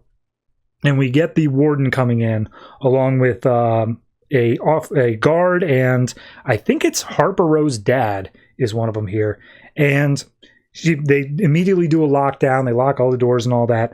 And the warden starts opening up Gordon's cell, and they explain, okay, because of everything going on with Penguin and Falcone, we have a bunch of them who's like are basically forced to be together despite the fact they're in opposite gangs, and because of that, one of Falcone's men killed one of Penguin's men. And we tried to keep it all hush-hush secret so no one in Gen Pop would know, but unfortunately, Mr. Rowe here found out about it and sold it to some of Penguin's men. And it caused a massive riot that, like, everyone is dead out there. It is horrible. And they've taken guards as hostages. So ultimately, I only managed to get this guard out and our snitch here, and that's all we got. And currently, it looks like their trajectory is they're going to try to break out and or kill Penguin and Falcone, who are obviously also in here. So Gordon's like, well, you know, you can't leave them in there or else they'll be butchered, and you can't take them out or else they're going to rally their men and basically take over the entire prison. So ultimately, no good answer. Gordon walks over, grabs a fire extinguisher off the wall, and is like, well, I'm going to go save those guards. So we cut over to Japan.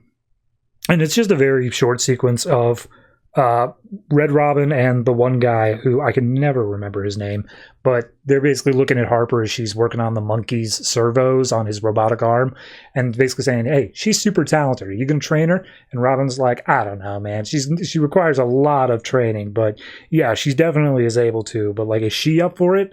And then over the intercom, you just hear her say, yeah, by the way, I hacked the intercom so I can hear everything you guys are saying, but I'm definitely up for it. When do we start? And Red Robin's just like, oh, God, okay.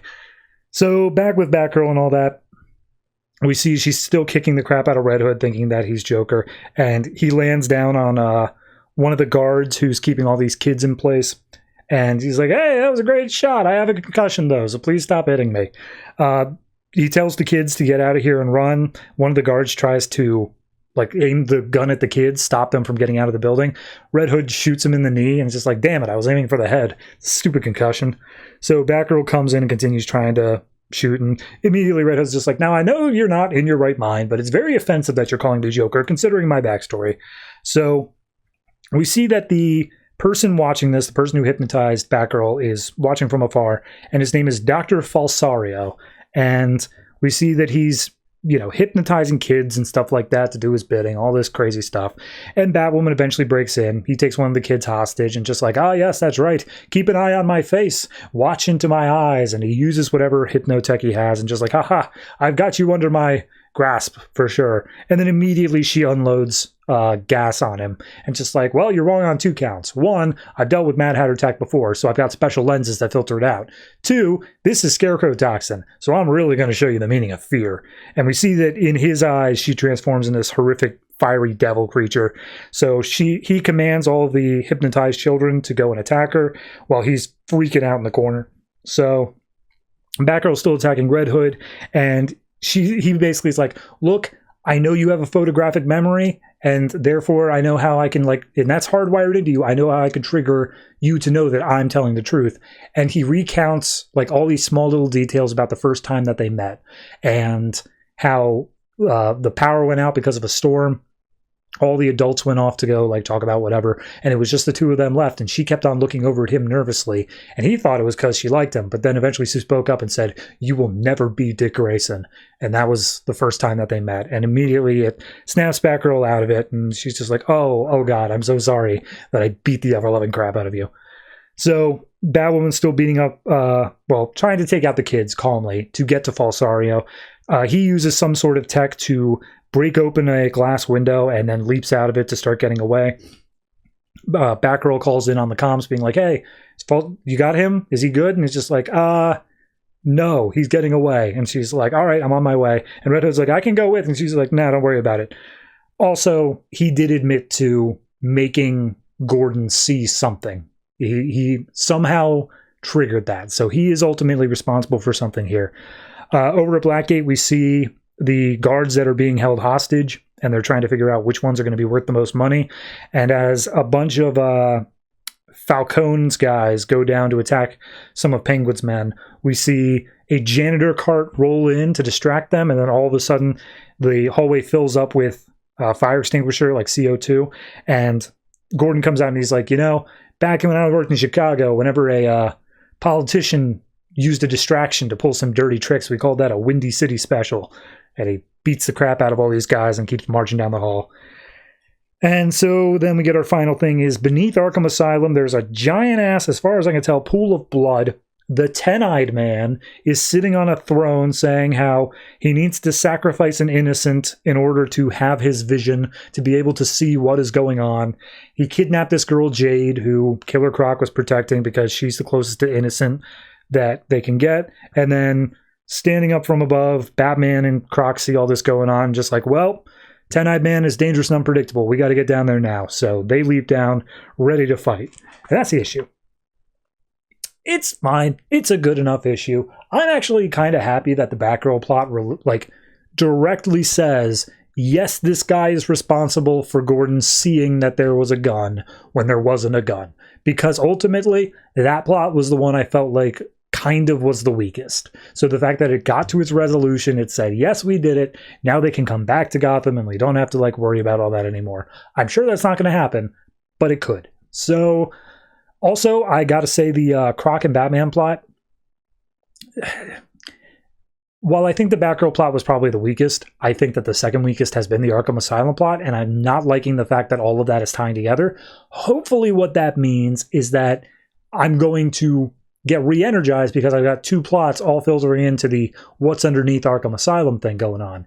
But I hope that they don't just feel like they're bogged down in all this mysticism, like sacrifice, blood magic stuff. So yeah, it's good. It's just going in different directions than I expected, and that's not a bad thing. Just I hope that they don't flop at any point. Overall, I'm going to say this is probably just a straight 7 for me, and we can check out what happens next week.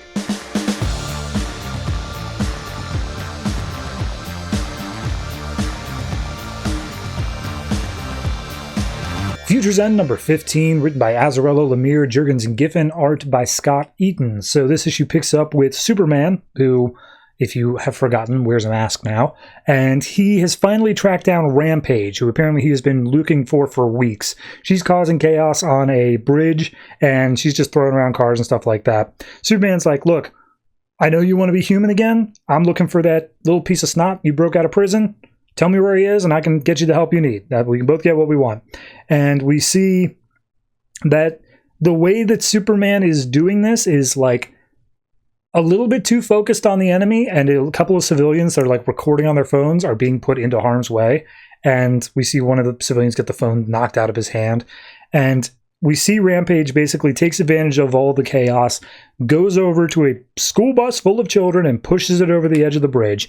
And as it's teetering, he grabs hold of Rampage, just being like, tell me where he is. Tell me where the geneticist is. And one of the civilians is like, Superman, bus full of kids, that's kind of your MO. And he's like, oh, right, crap. So he zooms down, catches the bus full of kids and sets it back down on top of the bridge. And he's like, where's Rampage? Where'd he go? And Lois Lane steps up and says, left what you were doing with the bus, but hey, I need to talk to you privately. And he's like, no problem. Immediately picks her up, just zooms her halfway across the city. Just like, Jesus Christ, a little warning. God. So they get up to the roof, and Lois explains everything about the box of post Green Lantern's death, the arrowhead, the pyramid, all that stuff. And Superman's like, okay. And she's like, well, I think there's some trouble going on because the pyramid lit up and showed me a prison full of all these other superheroes, and one of them was a robot that said it was me. And he's just like, yeah, all right, that's weird, but I don't really know what I'm supposed to do about that. And Lois is like, Superman, look, I'll be honest with you, what's up with the mask? Some people are saying that you got injured at one point. Some people are saying that you are developing more alien features. Maybe you're part cyborg now. And Superman's like, no, none of that. None of that's true. And she's just like, no. And a few conspiracy theorists think that maybe you're somebody else under there. And Superman's like, what about you? What do you think? And she's like, I think that you were part of the war and it messed you up in some way. It messed everyone up. So it must have been awful. And Superman's like, yeah, it was. Anyway, I got to go deal with Rampage. You good? And she's like, yeah, well, you kind of maybe dropped my umbrella on the way here, but yeah, sure, I'm fine. So we then cut back to the Stormwatch plot with Frankenstein and all them, and they had been, Frankenstein, Hawkman, and Amethyst have been taken hostage by those robots and the engineer who was leading them. And Hawkman's just super pissed off trying to break out of the cell. Frankenstein has been comatose for weeks. He hasn't done anything. He's just been sitting there. And as Hawkman's bashing his way out, he's just yelling at Amethyst, and Amethyst is like, oh, what do you want me to do? I don't have any magic. I got nothing I can do. We're trapped here. That's all it was. And he's just like, oh, I'm sorry, princess. Am I bothering you? She's like, yeah. And he's like, good. I'm annoyed too. So as he's bashing against the wall, it like burns his hands, and she's like, hold on, let me look at it. And he's like, don't worry about it. I've got a healing factor. I'll be fine. And they like stare into each other's eyes for a moment, and there's just this thing. And immediately she turns around and just like, all right, your engineer, the one who attacked us, like, are you sure she was always on the up and up? Are you sure she was like a good person? And he's like, what? Yes, no, she's a great, but she was like the kindest person I ever met. Clearly she's being controlled by someone. Why would you even say that? It's like, well, it's weird. She's the only one who survived the entire attack, and now she took us hostage. That seems a bit convenient. And he's like, oh, okay, well, let's be clear as to why you're asking. You wanted to know if I had a thing with her, to know if you had a shot with me. And she's like, no. I genuinely do not like you, and this is not going to be one of those things where I say that, and then it twists, and all of a sudden I'm into you. And he's like, yeah, all right. So, as they're talking about it and, like, just doing a little bit of banter, all of a sudden Frankenstein stands up, just screaming, and he's like, hey, how's it going, guys? I just had a dream. And they're like, yeah, you've been asleep forever. He's like, no, you don't understand. I haven't dreamed in forever. But, like, I just had a dream of a terrible future where everyone is robots, and I think we might be the cause of it. So we then cut over to Cadmus Island, where Deathstroke is talking to Cole. They are stuck down in the, like, cells of Earth 2 people and aliens and whatnot. For some reason, they're stuck there. I don't know why. And Deathstroke is basically just chewing out Cole for, like, going about this and doing like all of this stuff with 50 Sue. And he's just like, what was I supposed to do? She's threatening to kill like anybody. Like, I have to go along with what she says.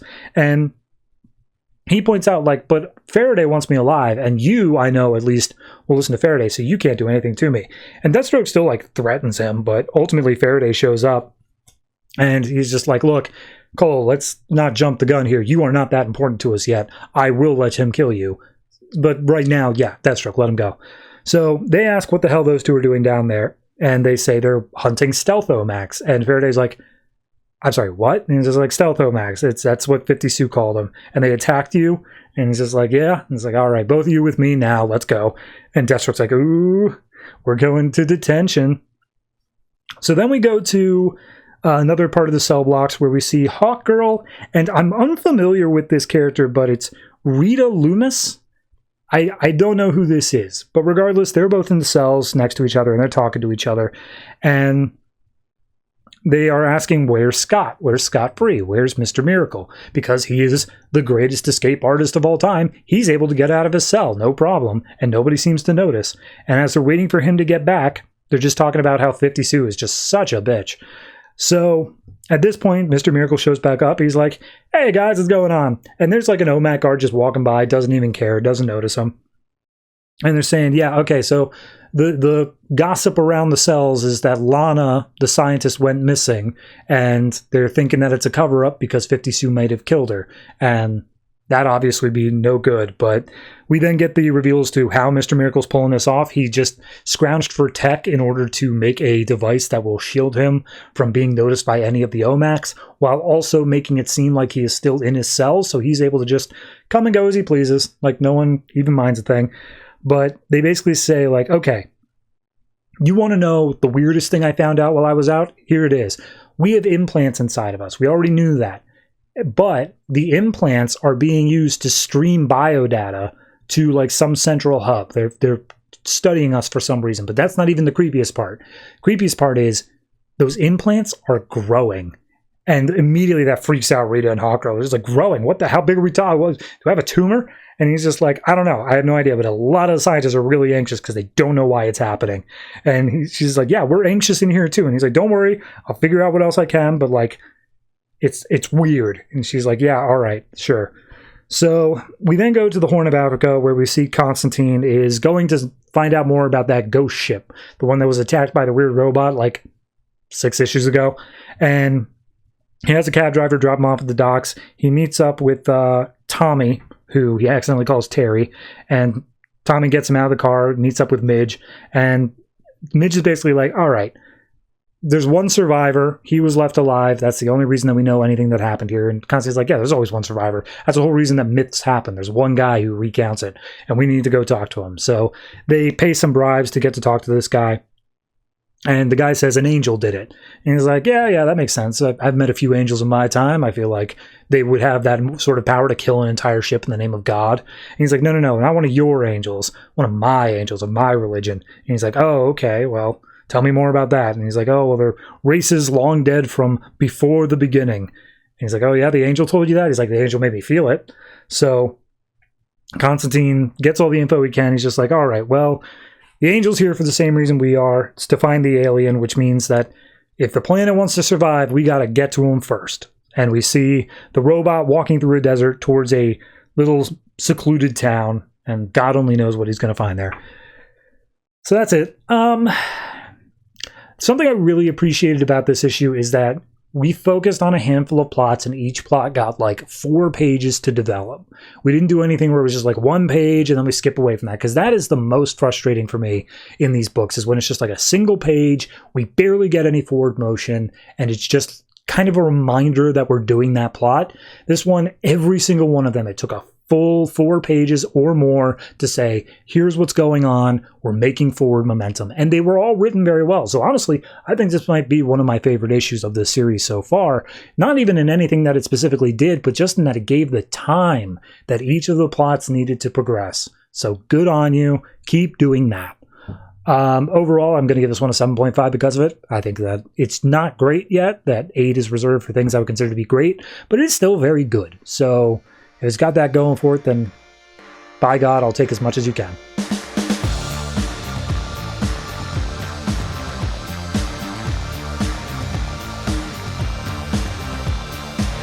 And that's it. That is all the comics that came out from DC Comics this August 13th, 2014. And I'm just going to go ahead and speed through this ending bit, because this is like the 5th time I've recorded it. And every single time I just trip over my words because I am so goddamn exhausted. So forgive me if you wanted to have some banter. How's the weather? Screw you. There you go. There's the banter. Anyway, looking at the comics list in no particular order, we have the following: Batman and Robin, Batwoman, Red Hood and the Outlaws, Supergirl, Green Lantern New Guardians, Infinity Man and the Forever People, Teen Titans, Trinity of Sin Pandora, and our 2 weeklies, Batman Eternal and Future's End. And I hear you say, wait a minute, hold on, that's only like 10 comics. That's not a full episode. I want my money back. Well, screw you, no refunds. But also, I lied. There's one more book, and that's one that's going to stretch this episode into being a major thing. And that is, we have the first issue of Grant Morrison's Multiversity.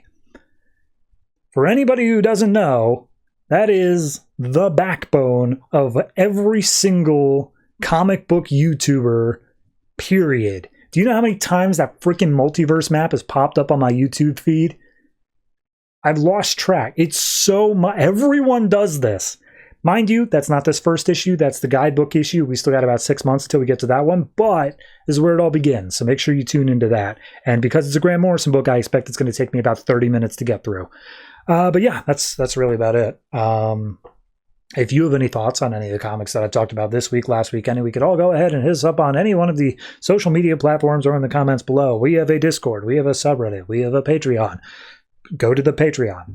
Do that. Give us money. Money, money, money. Capitalism will do good things.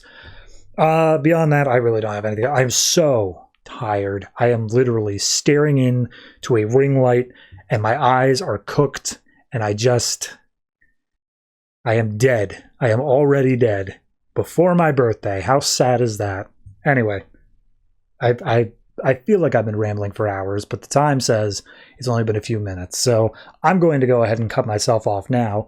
Thank you very much for watching. Be sure to tune in next week and interact with this video in a positive way. And always try to remember, if it ain't broke, don't fix it.